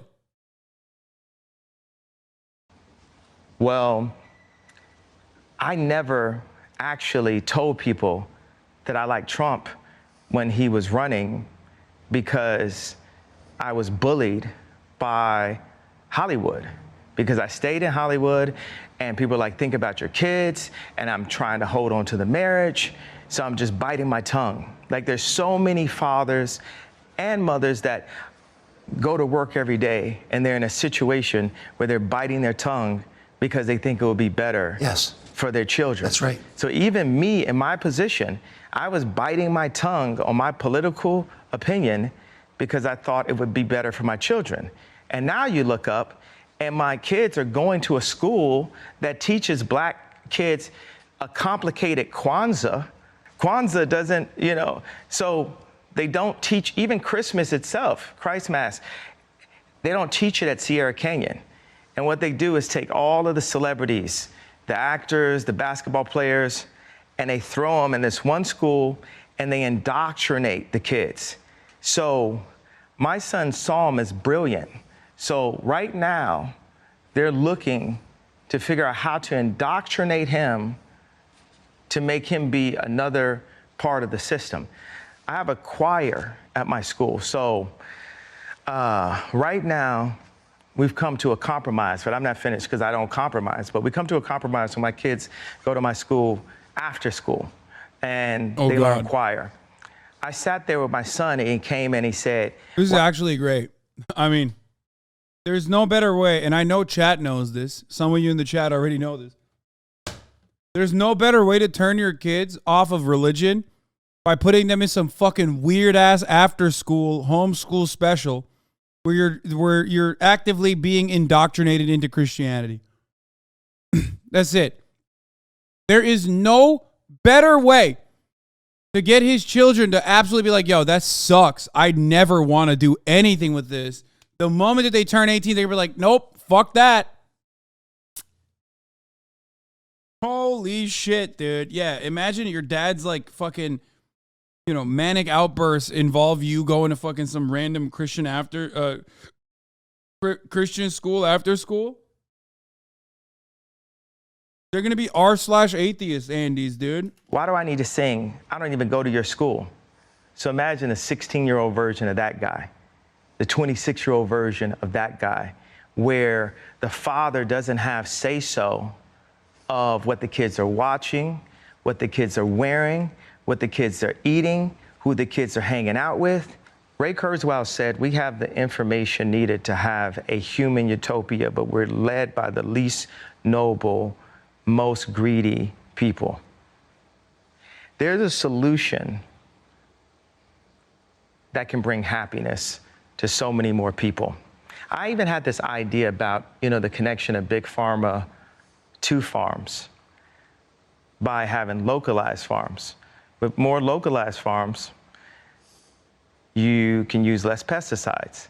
If you have less pesticides, then you have less diseases. And have Big Pharma invest in the local farms, and they'll actually make more money. I'm not one of the people that go up and say, What? hey, I want to stop anybody from making money. No. He doesn't think Big Pharma has anything. He doesn't think Big Pharma is about farms, right? No. No shot. There is no fucking way. I'm sorry. This man is like 47 years old. He's about to be 50. There's no shot that a fucking 50-year-old thinks Big Pharma is not about pharmaceuticals, but actually about farms.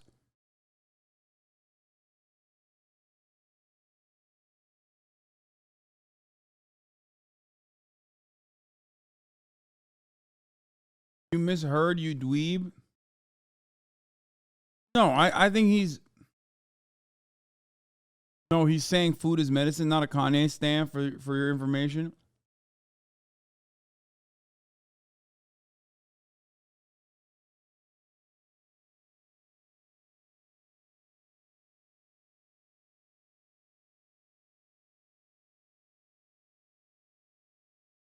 He's saying farms are contributing to the drugs influencing people.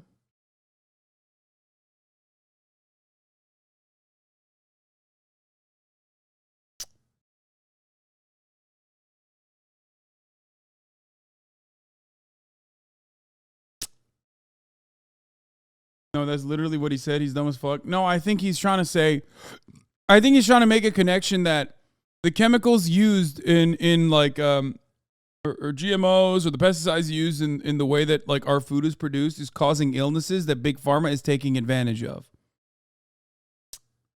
Because like Big Pharma he's the classic like anti-capitalist adjacent take that like, oh, Big Pharma is in the business of like not curing people, but treating their illnesses so they can have a steady flow of revenue, right? Like it's that kind of thing.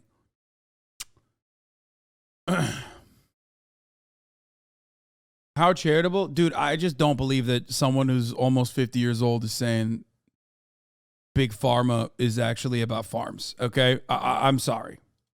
The people that make money and the powers that be, I refuse to believe I it. am your true Nikola Tesla. And I'm not even a scientist. What do you think of Elon Musk? Do you know him? Very well. What's your take on him? You said that because I said Tesla? I did, yeah. It's just the first thing that popped. And that everyone's always like, oh, Elon's got these answers. I think he's a great team player. You know, like I said about Ray Kurzweil and Utopia. You know, in Rome, they would bring all the most brilliant people and have them sit down to the point where their seats had a toilet in them. Like, people would not even get up to use the bathroom. And they would ideate about what society needed. And they'd invent new things, and they'd put it all up on the wall. And Donda, before it was a school, is a design firm. And what I would do is pull together all my favorite thinkers, and we'd invent. That's why I was happy that you saw 2 of the inventions right there. You know, because now it's like, if I had said that before you drank the coffee, and some might joke and say you're drinking the Kool-Aid, but before you drank the coffee and before you saw the 3D printed boot, zero waste 3D printed boot, if I said Nikola Tesla, you'd probably, you could have smugged that off. I think it's insane for an administration to not use a talent like Elon Musk more. Like, if I was in or once I am, I will eventually be president before, in my lifetime.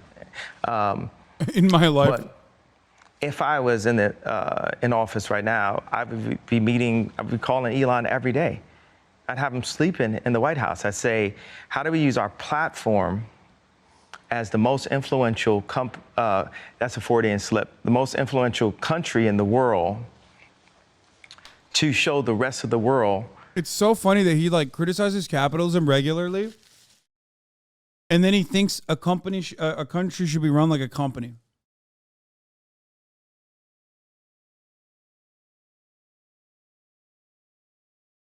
He says, I mean, this is classic conservatism, by the way. That's why so many of these fucking Republicans are like unironic monarchists to the core.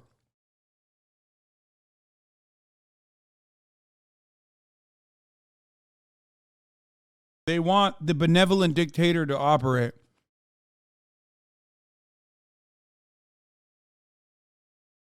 And he thinks, because he's such a hyper-capitalist, because he's so brain broken by capitalism and meritocracy, which is a lie, and black excellence as it pertains to that subject matter, that he thinks, we'll have a benevolent dictator who deserves to be in that position, like Elon Musk, who deserves to be in that position because he believes meritocracy. He thinks Elon Musk got there not through a series of lucky breaks, not by being the most effective con man, but instead because he deserved to be there. How to live a simplified life. But our country is under attack, and media and industries outside of our country are doing anything to keep it as it was. And everyone's just afraid. God is love. And I understand I come off scary sometimes because I'm like, I'm going to protect my kids. I'm going to protect my reputation. I'm going to protect my brand. And there's times when you have to pull the guns out. You have to pull the swords out. You have to have righteous indignation as a Christian. For everyone that ever said, I can't get mad because I'm a Christian. As a Christian, it's like, yeah. I don't understand how you can work and be so successful and influential in the music business and the fashion industry, the 2 most liberal businesses probably in the world, as a professing Christian with a pro-life badge on. How does that work? I always think, whenever God allows a brilliant idea to channel through me and allows me to somehow, take credit for it, I always snicker at the fact that with liberals, their main tool is, that they use are artists and influencers, right? But then God has the #1 artist and the #1 influencer as a conservative. So I always chuckle at that. Every time I come up with some brilliant, I'm like, could you imagine if, they could have just indoctrinated Ye? you know, the world could have just totally been ran into the hole. And there's battles that the devil had won. Bro, that's crazy. Ego. Holy fuck.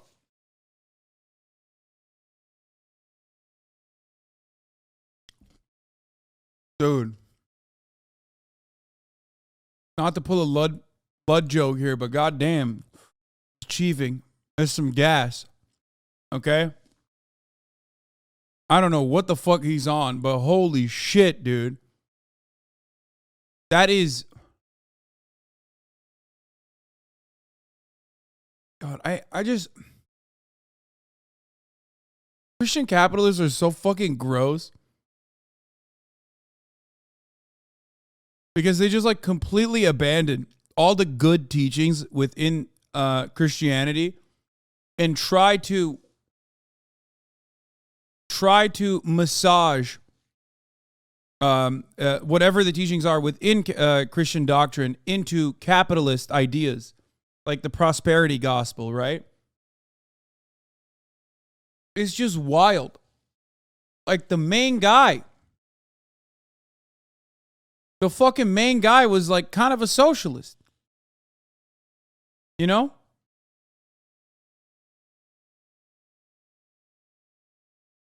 He was definitely closer to a socialist than anything else.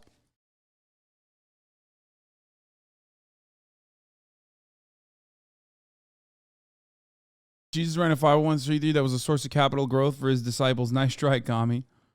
Yeah, I mean, he said rich people can't go to heaven, dude. He said it's harder for a rich person to get through the gates of heaven than it is for a camel to go through the fucking pin of a needle. Like, that's it. There's no more clear statement on that.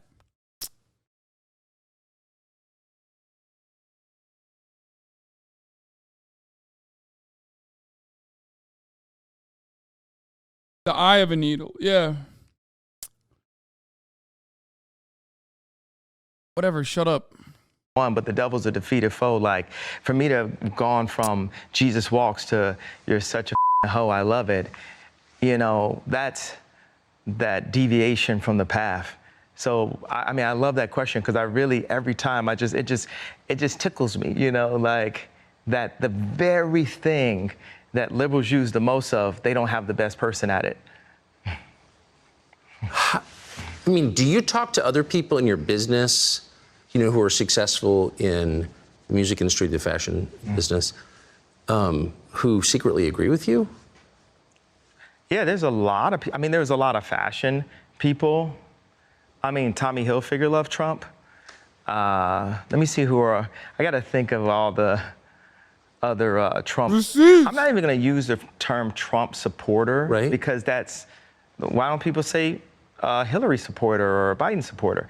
This is just, you know, yeah, there's a lot of people. You know what? You know, people in my business who love Trump, businessmen, people who love money.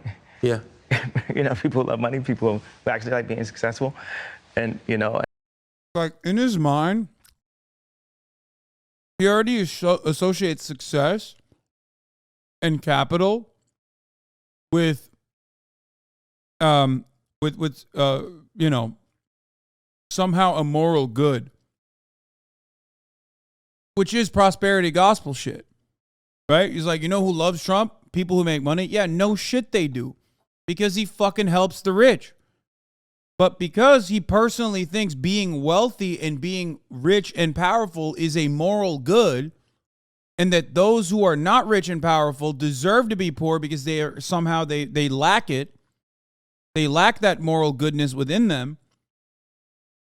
that he can get away with saying this shit where it's like business owners love Trump. Yeah, dude. What else do business owners love? How have they made that level of wealth and power for themselves? And that ran into the ground. Like, those are some of the people. Subscribe to the Fox News YouTube. All right. So there's more to Kanye West. Let's take a look. West has been temporarily barred from Twitter and Instagram after posting an anti-Semitic comment over the weekend. Both platforms say the artist turned fashion designer turned controversial figure's remarks violated company policy. In the since removed post, West said that he, quote, was going DEFCON 3 on the Jewish people. It is just the latest in a string of controversial remarks West has posted on social media. It's unclear how long his account will be locked. To discuss this, David Mack is here. He's a senior reporter at BuzzFeed and joins us now for more. David, can you just, first of all, tell us about the process that Twitter takes into account to lock an account? I mean, it's faster for a celebrity with that many, millions of viewers, but there's a lot of hate on social media that goes unchecked. Well, that's right. All these social media companies have policies in terms of what you can and can't say on their platforms. Of course, they have hate speech policies as well. This tweet clearly went against that. It was clearly and blatantly anti-Semitic. What happens is usually users will report the tweet and then a moderator will review it. And of course, as you said, for high-profile accounts like this one, there's a lot of pressure to do it quickly, but also a lot of pressure to get the decision right as well. So initially what we saw on Saturday night was this tweet was up for a little bit, and then there was a banner placed over the top of it, which said that the account, this tweet rather, had violated the rules and wasn't being displayed. And then when I spoke to Twitter yesterday morning, a Twitter spokesperson told me that Ye's account had been completely locked altogether temporarily. David, this is not the only issue Kanye has had with social media. Fill us in about another issue that was going on with Instagram. Yeah, the funniest part about that was that he said DEFCON, even though what he meant was DEFCON.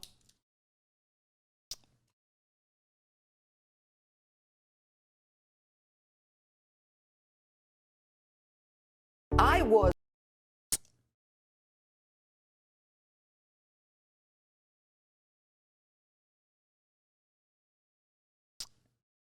Just found out this was all a stunt. He just had new Yeezys just drop after the interview. Go ahead. Put on the fucking new Yeezys if you want to sound like a clown. Go ahead. You want to defend Kanye West on the timeline now? Go ahead. Put your shoes on. Put the new Yeezys on.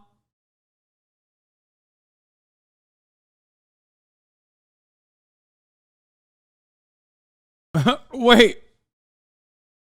Is it anti-Semitic, though? I don't even understand what he was trying to say. Bro, he said he's going to go DEFCON 3 on the Jews. If that's not anti-Semitic, I don't know what the fuck to tell you. No, literally, like, what could he have said?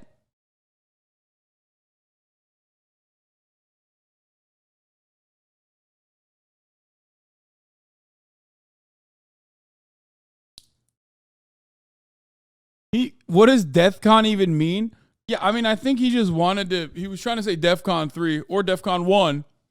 Like, he was saying, like, I'm going to go balls to the wall.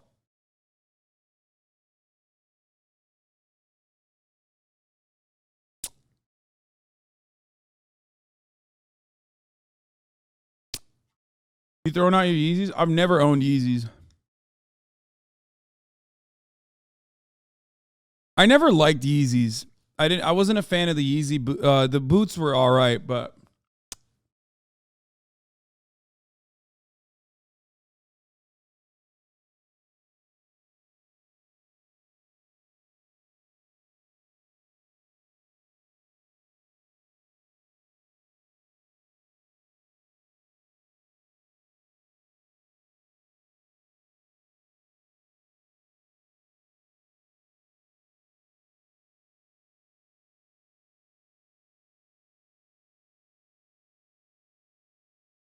no, I don't have any Yeezys. No. All right, let's see. That's DEFCON 3 for me, honestly. Well, that's right. It's been an eventful few weeks for him, obviously, since he was at Paris Fashion Week earlier this month. He was warring with an editor at Vogue there. Very publicly, he was using Instagram to harass this woman, so much that Vogue themselves put out a statement defending her and kind of calling his behavior unacceptable. And then he was using Instagram he uploaded an image of a text. What do you mean he looks very Australian? It's Boy Boy. Message he'd sent Sean Puff Daddy Combs, in which he implied that Puff Daddy was being controlled by Jewish people. That was taken down. Instagram took that down. They confirmed that, and they confirmed also. Yeah, that was pretty fire. Does anyone have that? That's just like complete bananas mode, okay?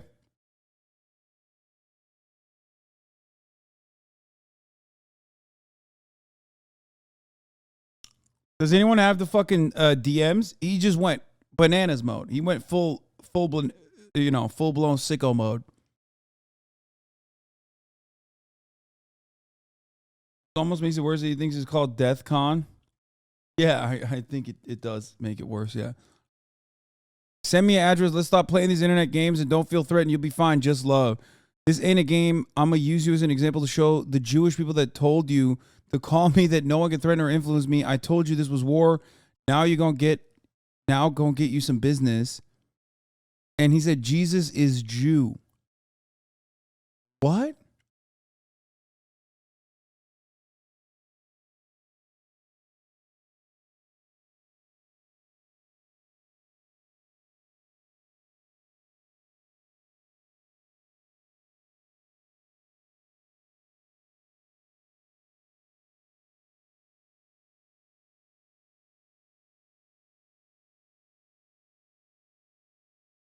Someone in the chat said, we are inside the mind of a gray name, and you are so right.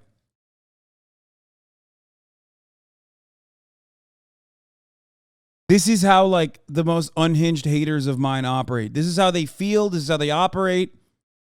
This is how they conduct themselves. You are peeking into their mind, their mental space. Especially at the top of the hour, there's a 6-second ad break, and they lose it. You know what I'm saying? Because they're not subscribed.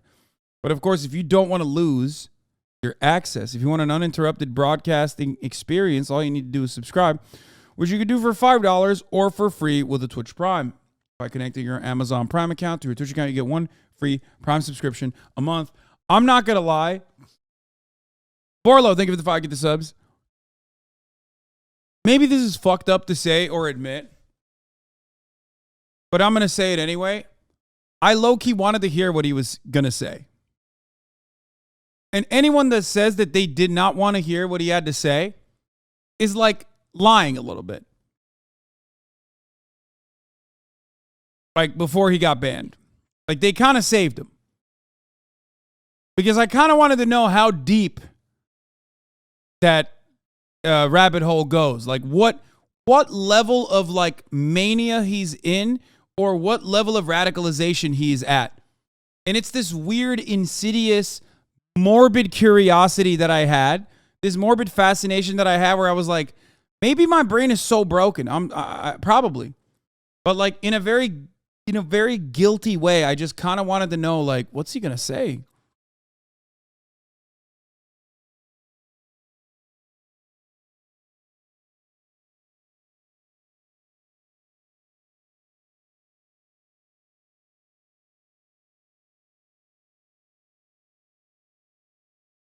Right, yesterday called Kanye West anti-Semitic because he is and people lost their minds. Today, Kanye West tweeted this. Twitter deleted for violating the terms, promoting a radical black Hebrew Israelite conspiracy that the theory of the real Jews are black. I'm a bit sleepy tonight. By the way, I do want to point out that I was first to kind of leak this before anyone else ever did. Some of the old heads probably remember this, but I told you guys before some information that I was not at liberty to discuss, but now I feel a little bit more confident. Talk about it that like Kanye West had a black Israelite arc when he was in I think where was he? Was he in Uganda? With a bunch of other people, and I did not want to out my friends or anything like that, but he definitely was going down that route, which he had stopped for a while, so I thought maybe he, got better.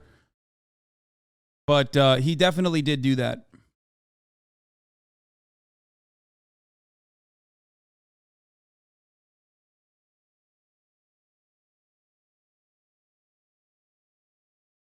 I'm a bit sleepy tonight, but when I wake up, I'm going to Death Con 3 on Jewish people. The funny thing is, I actually can't be anti-Semitic because black people are actually Jew.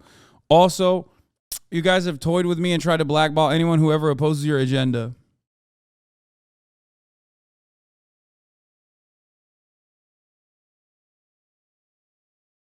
Literally not a racist theory that Jesus looked closer to black, by the way, like hair, like wool, brown skin. Brother, we know. We know. That's not what this is. This is different.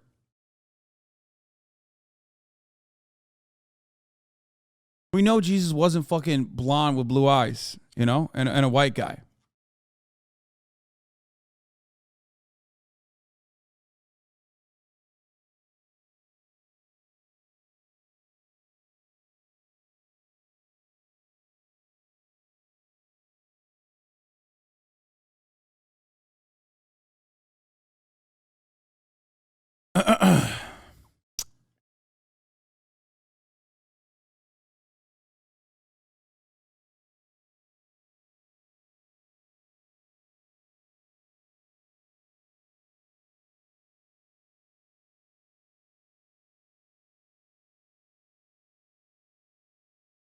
The real truth that is being suppressed is that Jesus was a Turk. Yes, that's true.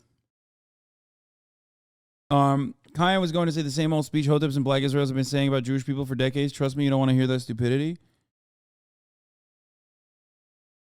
Yeah, I mean,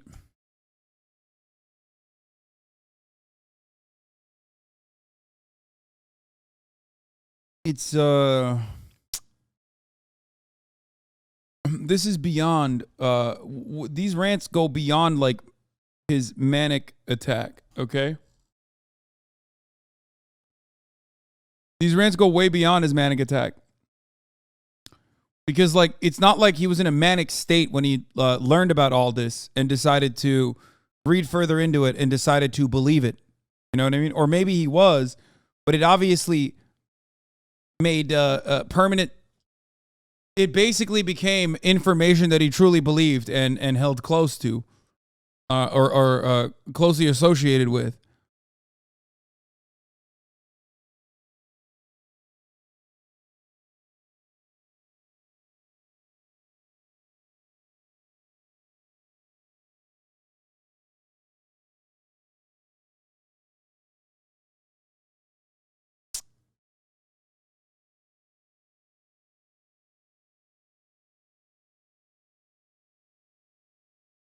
Anyway,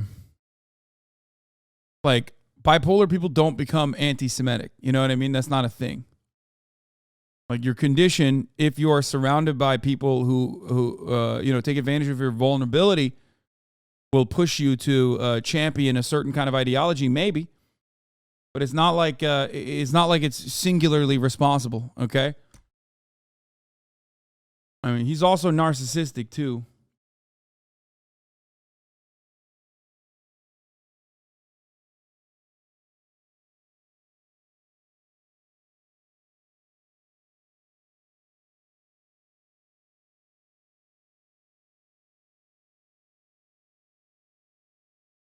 I'm bipolar. I became an anti-white racist C-word user, so maybe it's possible. Yeah, see, that's my fault.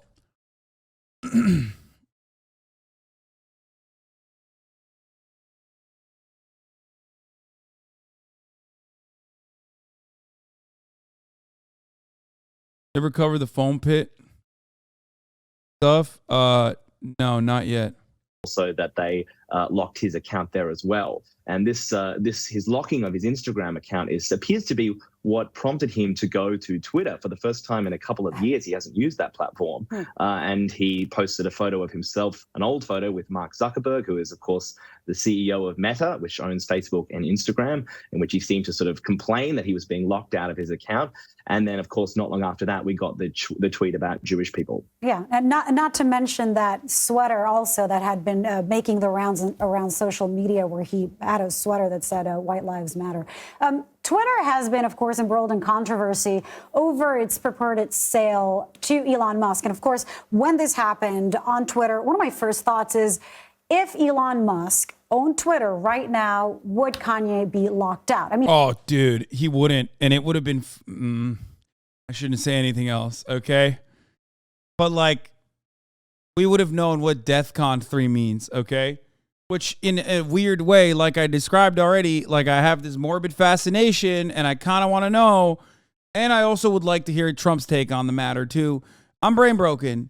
I'm sorry. I recognize that I'm brain broken, but also that would be kind of tight. I would like to know. I would like to know personally. I also legitimately think that others also would like to know, but they're too afraid to admit it, kind of.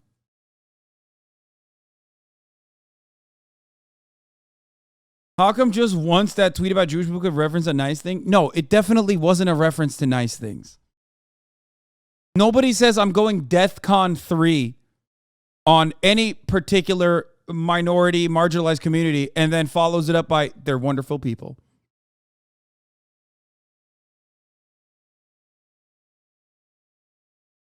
You know what I mean?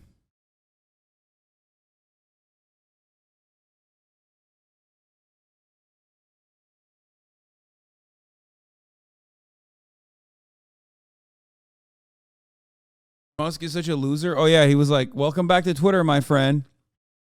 Look at this, Mark. How you gonna kick me off Instagram?" I saw this. 1 million likes. Oh man.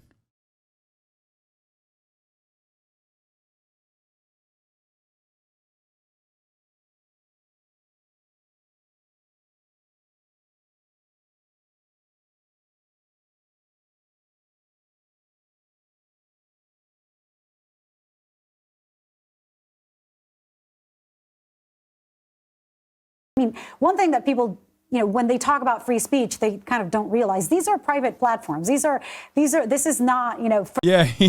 Oh, wait, that's good. He was going to say how he thinks the Jews that run the world are doing a good job, actually. Yeah. He's like, DEFCON 3. He's like, Jews run the media, but also they're doing a great job. See? A little bit of both. You know what I mean? A little bit of anti-Semitic conspiracies, but also saying like, well, they're doing a great job. Keep up the good work. Yeah.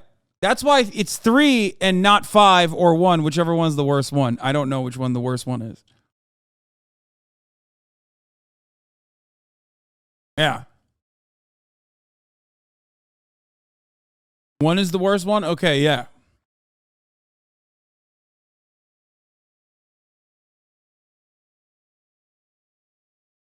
That's literally Trump's view on Jewish people? Yeah. It's true.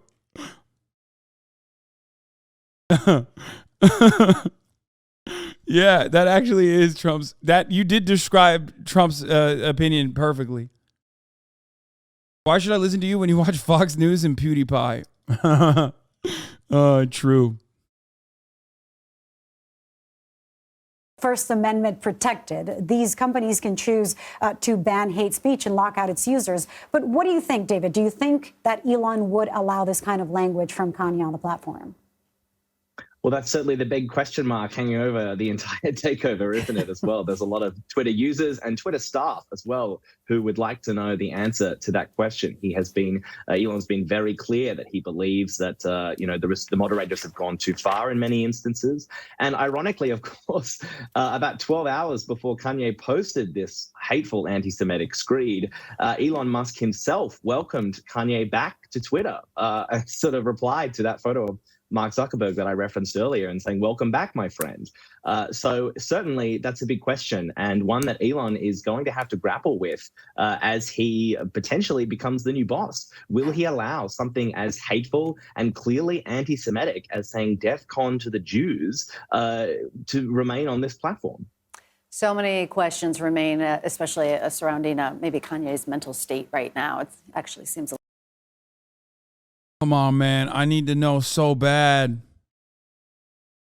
I just do. I don't really give a shit whether a bunch of rich guys and shareholders and whatever owns Twitter versus Elon Musk. It's just going to suck anyway.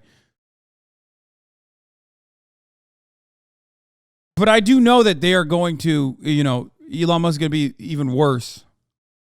I was blown away by Kanye West. I really was. It was fascinating. This was an unvarnished, authentic. We've rarely heard a man speak so honestly and so movingly about what he believes. Kanye West is wise. He's unique, and certainly he's fearless. He's a very important voice. There's such authenticity to that it just makes me want to hear more. Speaking truth to power. You think Fox News will cover the DEF CON shit, or do you think they'll hit with the free speech thing? Do you think they'll defend him with no shot, right? Because I don't even think that's a line Fox News crosses all that much. Like Tucker Carlson kind of crosses it a little bit every now and then, and Coulter has crossed it.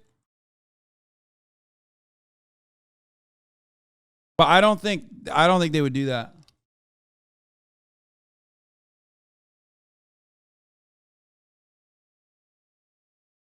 Calling things out, and Kanye West does that. He speaks truth to power. He is one smart guy. Is Kanye? Ben Shapiro, Kanye sounds much more sane than virtually anybody else in public life. I really don't care about people's response to that. I perform for an audience of one, and that's God. Wow, I mean, frankly, it sounds fantastic. Stop! Fuck, dude. Trigger warning. Ben Shapiro with the ugliest beard you've ever seen. Frankly, Kanye sounds much more sane than virtually everybody else in public life. And again, we are a society that rewards people for twerking in thongs while being 150 pounds overweight. But if you have an artist who creates art in which people sing about God, he did that at a recent show, and where you wear a badge honoring the unborn, and where you say that you do your work on behalf of the Almighty rather than on behalf of the mewling gaggles of foolish press members who seem to be impressed mainly by transgressivism. That's the real crazy, according to the. I really don't care. Yeah, and then Kanye West, of course, went and got banned for this. So that was a funny little moment for Ben. Wonder what he'll have to say about that. But also, here's another defender of Kanye West, Candice Owens. Let's take a look at what she had to say. That was the tweet. And people subsequently demanded that the tweet be taken down for anti-Semitism. Now, if you are an honest person. Oh my God, is she going to be like, if you're an honest person, you want to know what DEFCON 3 means, right? Please, Candice, she's about to say, Hitler just wanted to make Germany great. Candice, Hitler just wanted to MAGA Germany. Owens. You did not think this tweet was anti-Semitic. You did not think that he wrote this tweet because he hates or wants to genocide Jewish people. This does not represent the beginning of the Holocaust. That's if you're an honest. Wait, what? Dude, how did the conversation get to that point? How have we gotten to the point where, like, anti-Semitism is when you're doing the Holocaust? That's crazy. Okay? Anti-Semitism is not when you're just like, you know, being anti-Semitic, being anti-Jew for no reason. It's if you, this is literally the equivalent. This is worse, actually. That white supremacists always will say, oh, how can you say someone is racist? They didn't literally say the N-word, right? This is worse than that. It's like, how could you say they're anti-Semitic? They didn't literally murder Jewish people. That's crazy, man. That's crazy. How many videos have these fucking freaks cut about, like AOC, Ilhan Omar, Rashida Tlaib, not even talking about Jewish people, but instead about Israel?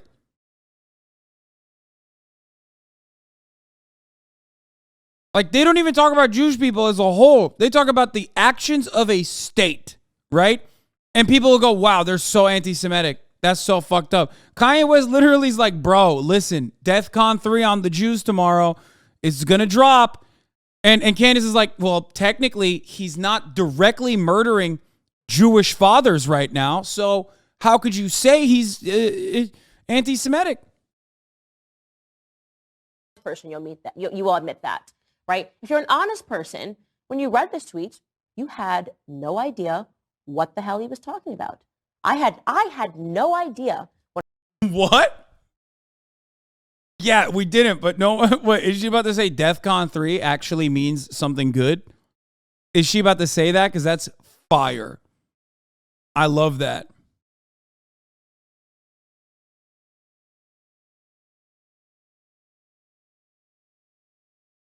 When I read this tweet, what the hell he was talking about. This tweet inspired questions, not answers. First and foremost. Oh, that's so good. Yeah, he was doing discourse.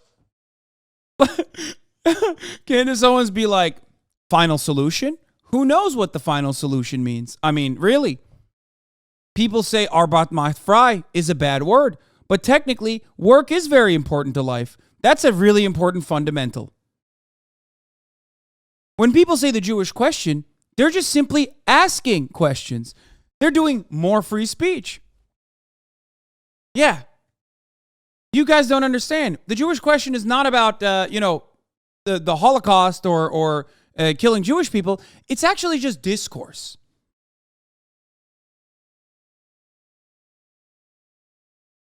That's crazy. What is DEFCON 3? Did he mean DEFCON 3, which would be a military defense position, not an offense for those of you that are... Let's go! She said Kanye was trying to defend Jewish people. Oh, no. Dude, it's so wonderful that I didn't get to this clip until I made all the jokes that I could. Because every single joking defense that I had over Kanye West's like DEFCON 3 tweet, Candice Owens is unironically saying as a defense. That's awesome. Are offended, a military defense position. Is he tweeting this because he's reading the Newsweek headline calling him an anti-Semitic? Is he angry because he can't believe that he's not free to talk about people in his life who... Wait, no shot. Is she saying the Jews? Did she just say Kanye West is just angry at the Jews because the Jews won't let him say what he wants? What the fuck? What the fuck? No shot. Did I misunderstand what you just said? Stop. Position? Is he tweeting this because he's reading the Newsweek headline calling him an anti-Semitic? Is he angry because he can't believe that he's not free to talk about people in his life who happen to be Jewish, right? Without...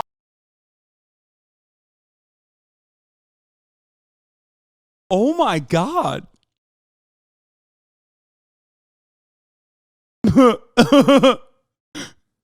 What? Dude, this is Ben Shapiro's Daily Wire, by the way. Like, she's literally doing this at Ben Shapiro's Daily Wire.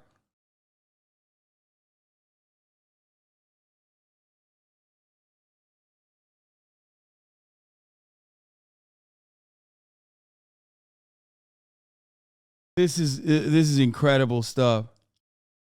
It's not anti-Semitic. He just hates every Jew he knows of. No, but it's also, this is kind of like the Keemstar defense too. She might actually be a white supremacist law. What do you mean? She is 100% a white supremacist. At least she's like paid to be a white supremacist on camera. I don't care about what's in her heart. Okay? I care about what her output is. If she 100% is a white supremacist, I've never said anything other than that when referencing Candice Owens.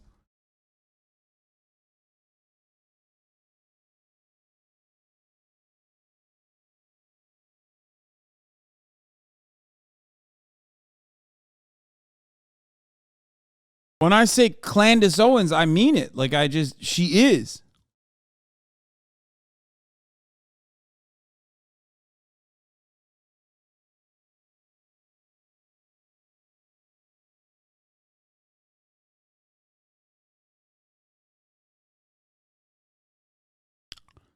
What did Elon Musk say?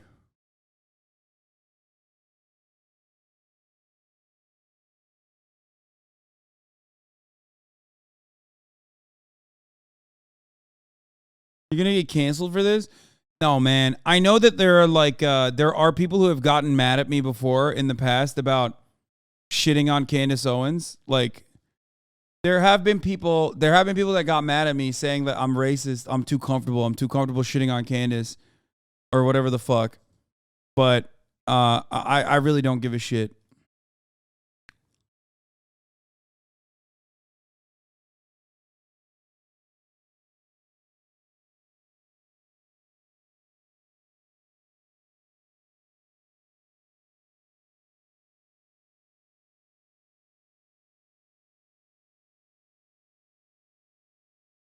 Like I'm not gonna tailor my position. Like there are words I will not use when describing Candace Owens. Okay, words that I am not allowed or at the liberty to use. Right, and that's fine. But if we're talking about her being a white supremacist, like no, that's her role. Her role is to make other races, white people, feel comfortable with their racism because she is a black woman saying those things. You know. But yeah, that's not a thing. And also, the people that fucking get mad about that sort of shit are also the type of people that say like, "Oh, well, MLK wasn't a good guy. He was, you know, horrible to his wife." Or Frederick Douglass just wanted to, you know, abolish slavery so he could marry the white woman and shit. Like there are people that get brain broken by radlib shit.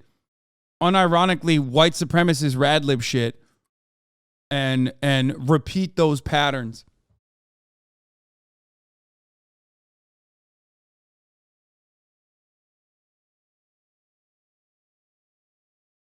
That doesn't change the reality. You know what I mean? Out being accused of anti-Semitism? Is he saying, I'm not going to shut up and I'm going to keep tweeting and I'm going to keep calling these people out, referring to his... Is Candace Owens a white supremacist? Yes. Does a white boy on Twitch need to tell blackface jokes to echo that point? No. No, I had to hammer that. friends that he feels slighted by? If you recall what that was, if you recall what that joke was, I was saying Tommy Lauren. Candace Owens is Tommy Lauren. 2009. No, he's referencing my old tweet where I said, what was it? Like I said, Candace Owens is Tommy Lauren doing blackface. And they ate my ass up, including B-Boy Izilla.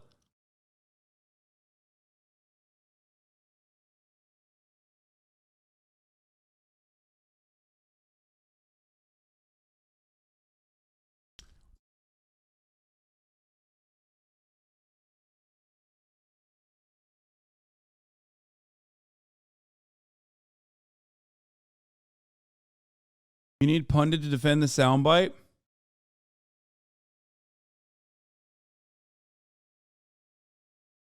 Yo, your haters know a fucking crazy amount about you? No, I mean, it's touchy because it's on the line. Like, it goes either way. It's certainly true. It goes either way. I also stay away from even mentioning stuff like that now because people will take it in a way that it isn't intended to be. So I would rather not.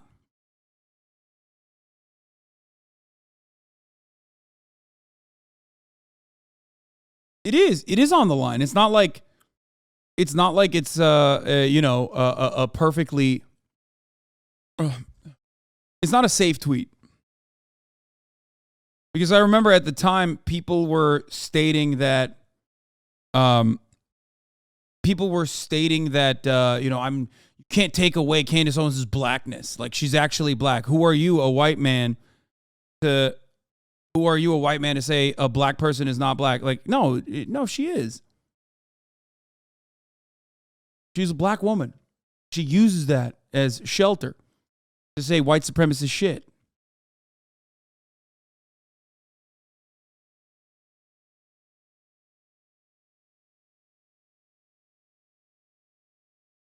But yeah, of course, if you're gonna, say racist stuff,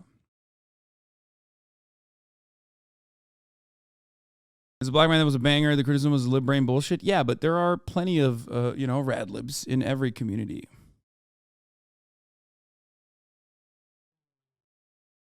Would you say that the same about Ben and his Jewish ancestry? What do you mean? I've literally said that about Ben and his Jewish ancestry regularly. What are you talking about? I have. He's an Orthodox Jew who fucking LARPs as an evangelical Christian. What the fuck? Yeah. Like there is no part of Judaism that's like you can't do abortions. And he's such a fucking he's such a cuck to white evangelical Protestant Christians that he fucking acts like their lapdog. And he certainly weaponizes his identity regularly. He weaponizes his identity regularly when he's talking about anti-Semitic people like Ann Coulter who have said anti-Semitic things, where he has literally turned around and said, well, she defends Israel, so I don't care.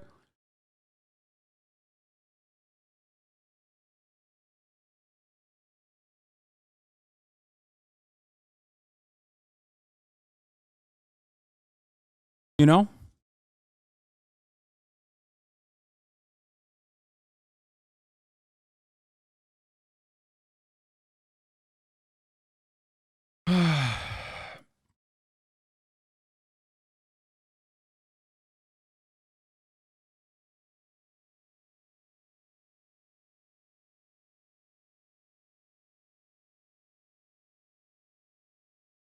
Have you never heard of the old adage, stay out of black people's business? I think the danger is that it brings up other stereotypes about minstrel shows and saying that she herself looks and acts like that stereotype.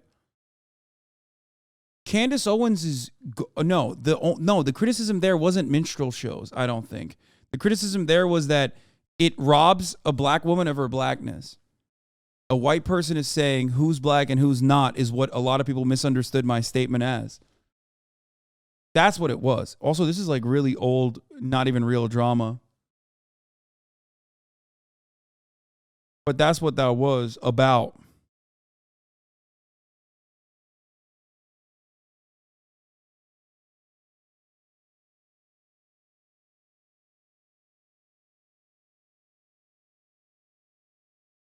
Anyway, let's continue. Talking about Jared Kushner and Josh Kushner?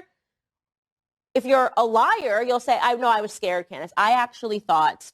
Oh, Candice Owens is saying, listen, Kanye doesn't hate all Jews. He just hates Jared Kushner and Josh Kushner, who happen to be Jews. What the fuck? That Kanye West was going to launch a military strike in Israel.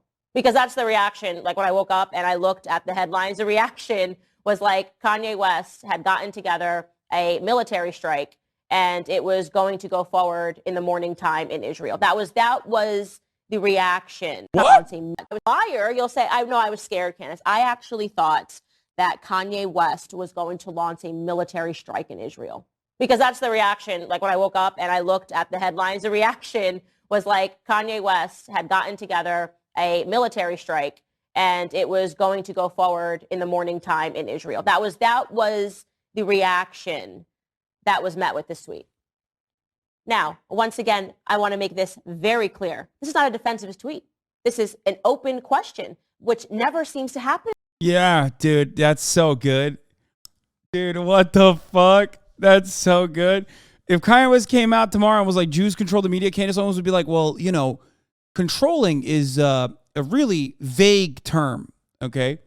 Now, a lot of people will immediately say, well, that's just, that's just Nazi propaganda. Well, the Nazis did say that, but also, what if they are controlling the media? We're just asking honest questions. And he meant like they're doing a good job with that control, as a matter of fact. Perhaps. Anymore. It's like you cannot even say the word Jewish without people getting upset. In the same way that you're not allowed to say black anymore. In the same way that if you She says people just can't be anti-Semitic anymore without getting grilled. People can't be racist anymore without getting grilled. This is fucked up. Talk about the struggles of Black Americans, and you talked about the people in Black America, like Patrisse Cullors, the founder of Black Lives Matter, who are harnessing emotions to enrich their pockets, right? Yeah, you can't say black anymore. That's right. That's so true.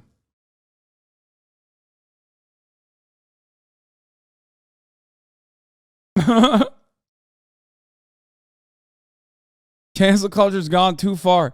No, man. Nobody gives a shit if you say black or Jewish. They give a shit if you say racist things about black people or anti-Semitic things about Jewish people. What the fuck?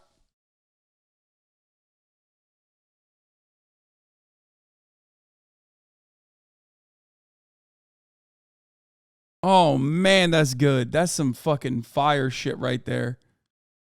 Straight gas. Okay, where is the... There's a new Elon tweet about Kanye?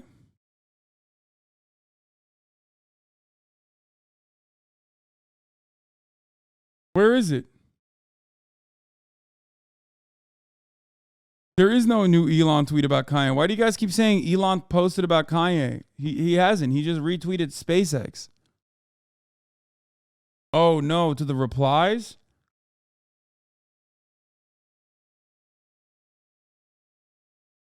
Talked to Ye today and expressed my concern about his recent tweet, which I think he took to heart.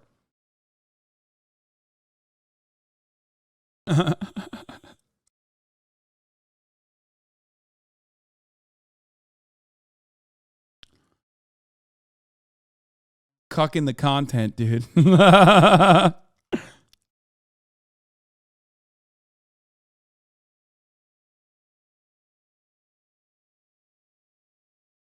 New drama.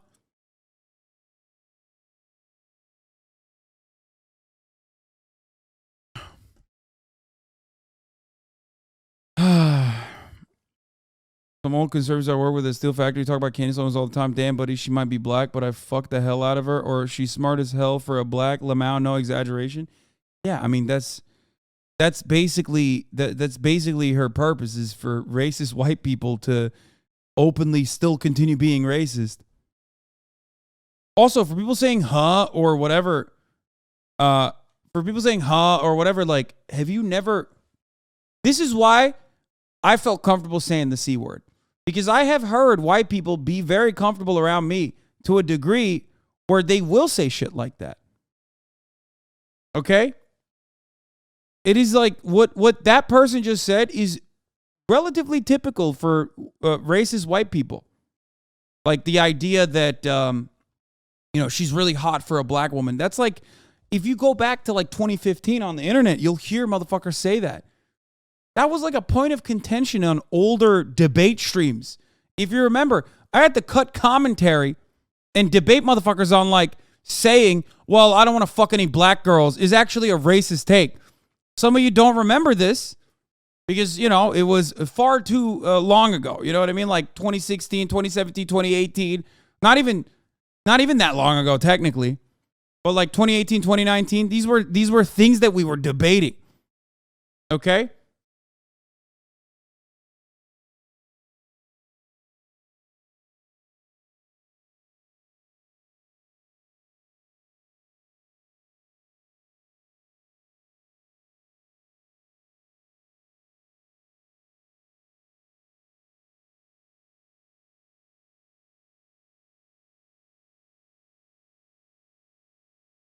And these kind of conversations still happen.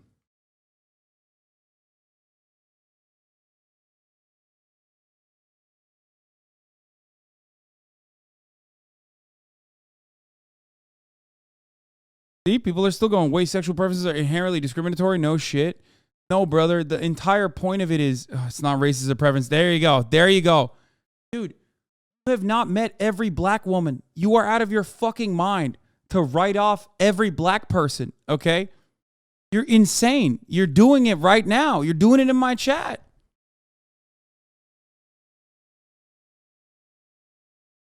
You can't shut the fuck up. You can't just like shut your mouth and stop fucking writing dumb shit for like 3.5 seconds and just learn. Calm down? What do you mean calm down?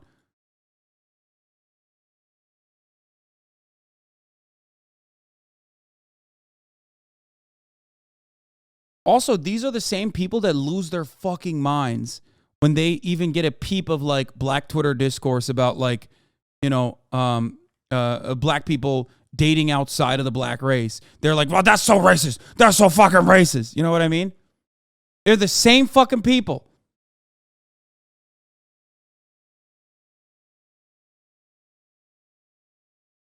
So dumb.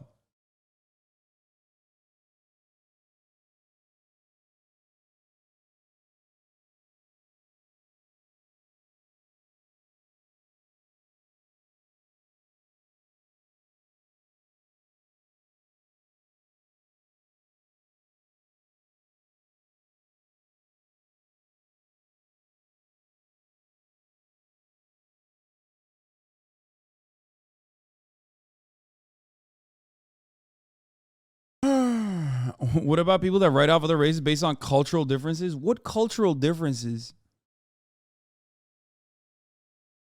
That's just another way to whitewash your perspective. What do you mean cultural differences?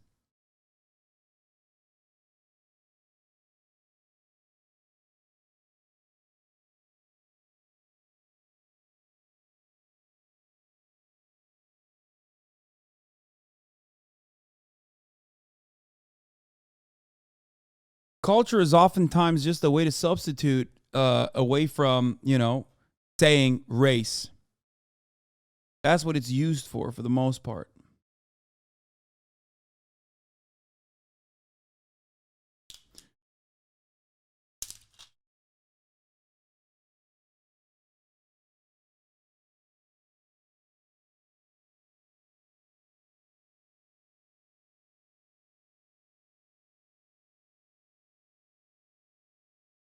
How can you not understand it? Assuming you won't fuck anyone that is black just because of their race is actually racist. Yeah, I don't understand that. I don't know why people will say something like that. What about it if I'm racist though? Come on, dude. Chill out. Like you were so close to getting clapped up. Some of you get way too comfortable in the chat while I'm like popping off on motherfuckers. Okay, take a second off. Think about that.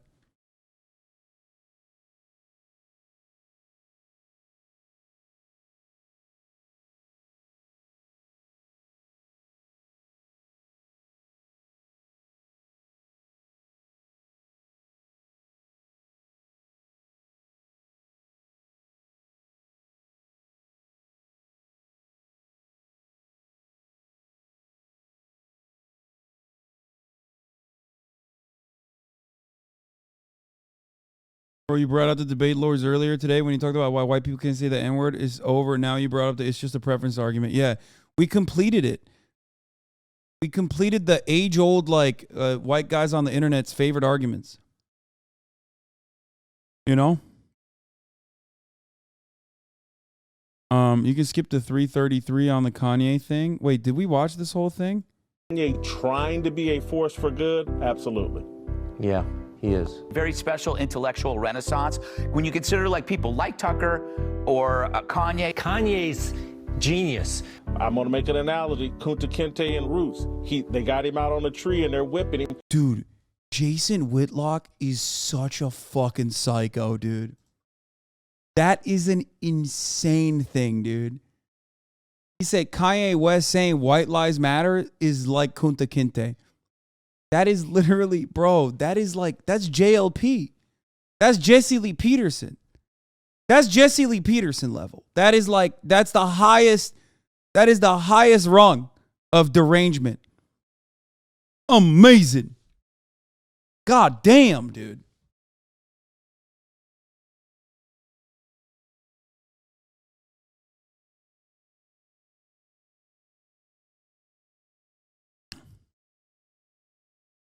Kanye West and Dave Chappelle, is there a pattern? The industry wants both of them canceled. Black rappers and comedians are free to denigrate black people and white men in a million different ways. But there's a line they better not cross, and everybody knows it. Wait. Yo, what? Come on, Jason, elaborate. What's the line, Jason?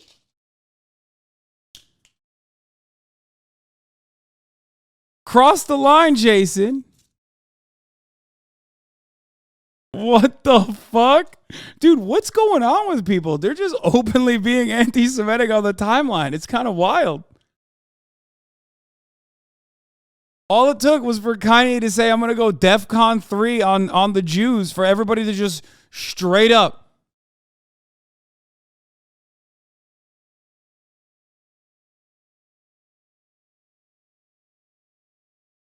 Here's his follow-up. You can't question black entertainers' unhealthy relationship with non-religious Jewish power brokers in Hollywood. Is that clear enough for you? Oh my God.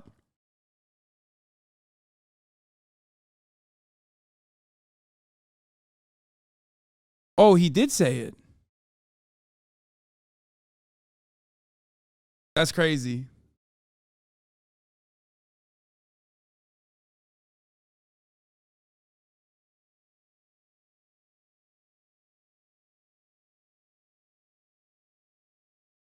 The crazy thing is people still supporting Kanye heavy on Twitter. I mean, yeah, I don't know about that one, Chief.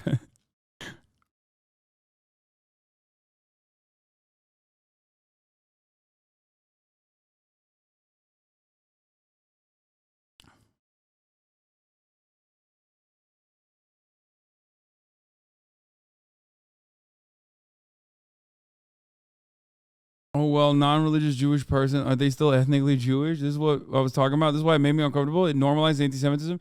Yeah, this is wild. People are entirely too comfortable with this. It's kind of crazy. It's also weird because, like, okay, this is crazy because, like, these same people go fucking bananas mode when anyone says anything about Israel that is critical, right? But then they openly are like, yeah, Jews are fucking controlling the media. Like, that's insane. You're just anti-Semitic. That's the anti-Semitism. That's fucking crazy. Like, you just literally just repeated Nazi lines verbatim, okay? You just slapped on non-religious.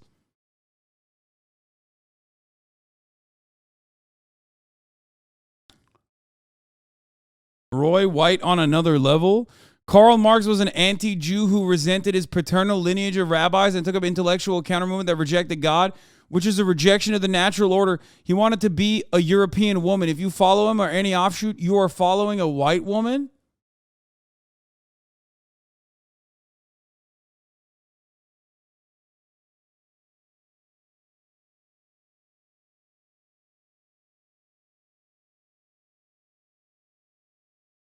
What?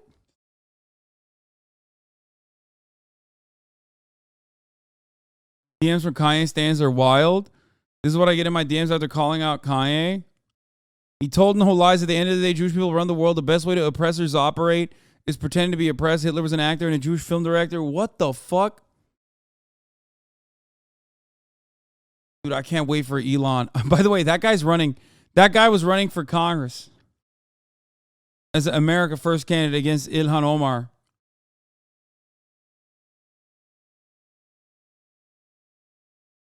And he's doing a transvestigation against Karl Marx.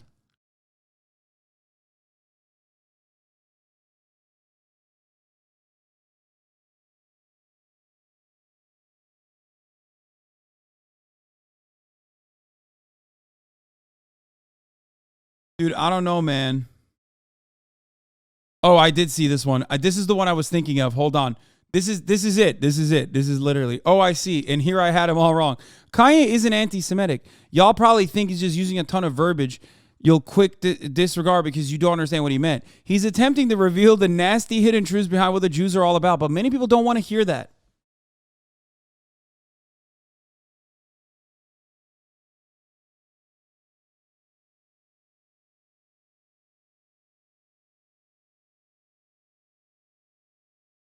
I mean, this is, well, thank you.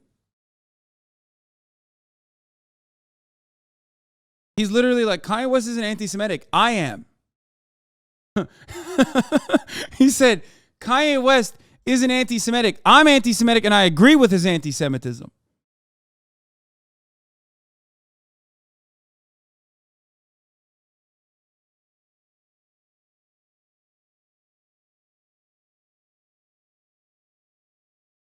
This is...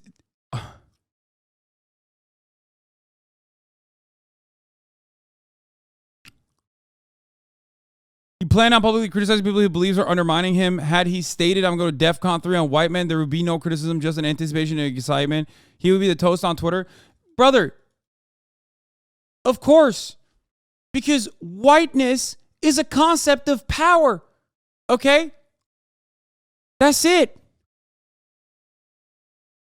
Whiteness is a made-up social construct that revolves around power. Jewish people, on the other hand, while still being white, for the record, for the most part, are, when they're being attacked in an anti-Semitic capacity, are not being considered white. They're non-white at that point. What the fuck?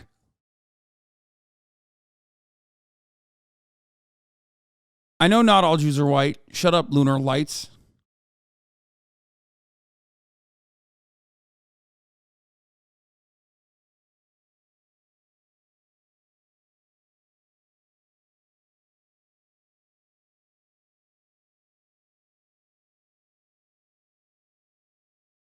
I don't understand how people can go through the dumb argument, lol. Yeah, no, totally. No, you're right.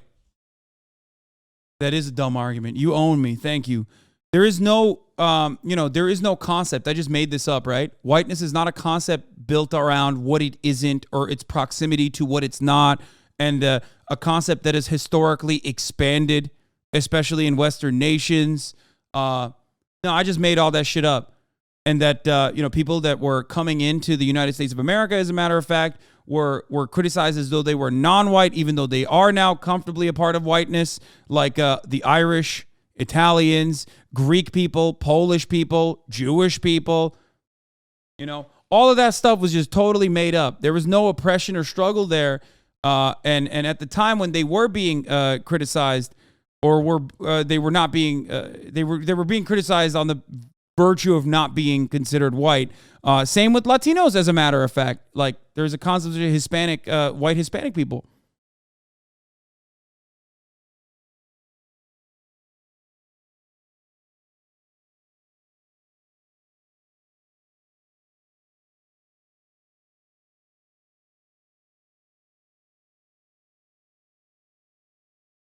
The solution, consider black people white? No. There's only one group of people on this planet that will never be considered white, and that's black people. Because whiteness is built around your proximity to blackness. That's where the one-drop rule comes from. Okay? There is only one group of people that will never be considered white. Every other group, including Asians as well, that can at least be brought into the in-group of power. Because historically, whiteness was based around the exclusion of black people. I've talked about this so many times.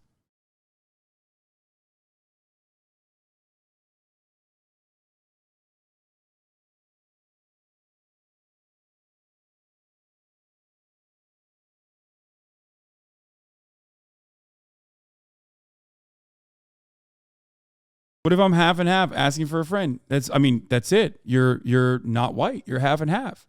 Obama was half and half. It's not like they said he was another white president. He was the first black president.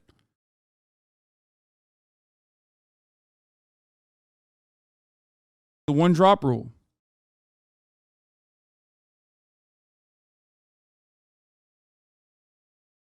Indigenous peoples also face some of that same oppression as well, of not being considered white.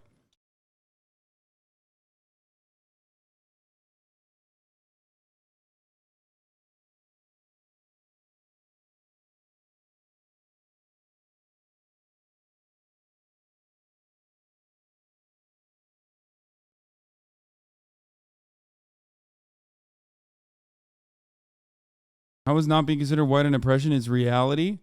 Because whiteness as a concept is built around power and those who are in the in-group of power. It's the privilege of not having to think because you're the default. That's why gamers will say, you know, oh man, this game is so political when there is a non-white actor as the default character. It's the privilege of never having to think about that.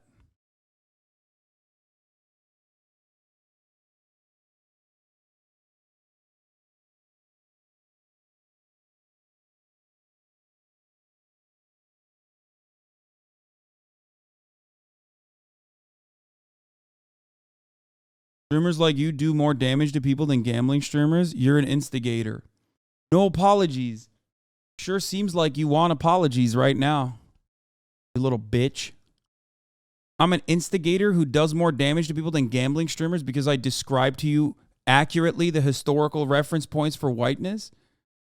If legitimate history is that upsetting to you, maybe you should fucking get thicker skin, you little bitch. What the fuck's wrong with you? 3-month subscriber too. Still on this? Do you have no other content? Well, she definitely saw his cock. Lol W. Buy your Doge and Bitcoin while you can. Buy Dogecoin before Elon pumps it.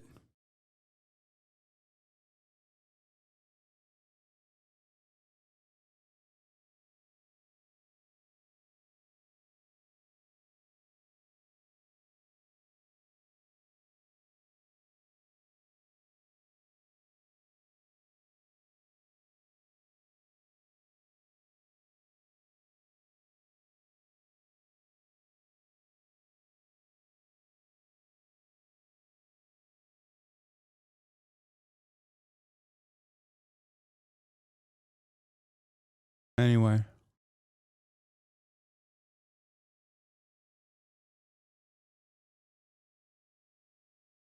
I heard you say transvestigation. Is that what it sounds like? Oh, you don't know about transvestigations? Oh, man. Oh, man. Don't worry about it. You don't want that kind of brain rot, okay? I've covered it in the past. It's, I think being a TERF, a trans exclusionary radical feminist, or being a transphobe pretty much is a diagnosable brain disorder. And it just like breaks your brain until you get to a point where you're doing transvestigations and you think everyone in your life has to prove that they're cis. Even if they fail to do so, by the way, it doesn't really matter. And they start believing that cis women and men in their lives are actually still lying and are themselves, trans secretly. You're so wrong that black people can't be considered white, for example, for expels. My friend and I have 2 examples. That's not true because for years I played Xbox and I thought he was white. Also, an IRL example, my friend not really being considered white. What the fuck was this? This is cute that a 14-year-old is trying to describe to me something from his personal experience. That's nice, man. Thank you.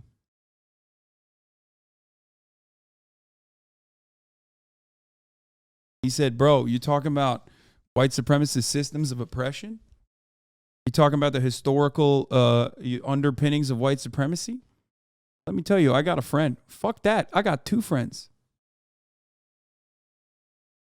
Yeah, that's right. What's up, man? I got 3 friends. How about that? And they're fucking cooler than your friends. Checkmate.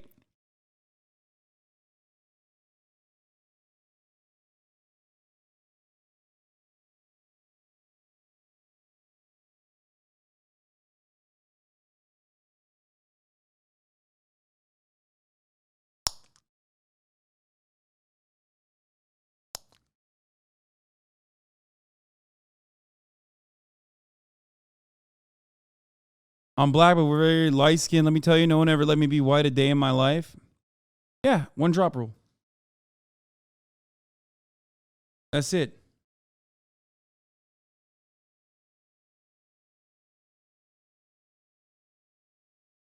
Whew. Oh, here's some fire white supremacist propaganda. Joe Biden's 5 million illegal aliens are on the verge of replacing you, replacing your jobs, and replacing your kids in school. And coming from all over the world, they're also replacing your culture. And that's not great for America. God damn, dude. God damn. They're coming to replace you. Okay, so there's like... Bitch, go listen to Lil Baby, go listen to Future, bitch. Time comes, you don't think about your future, bitch. I don't really care about this. This is weird.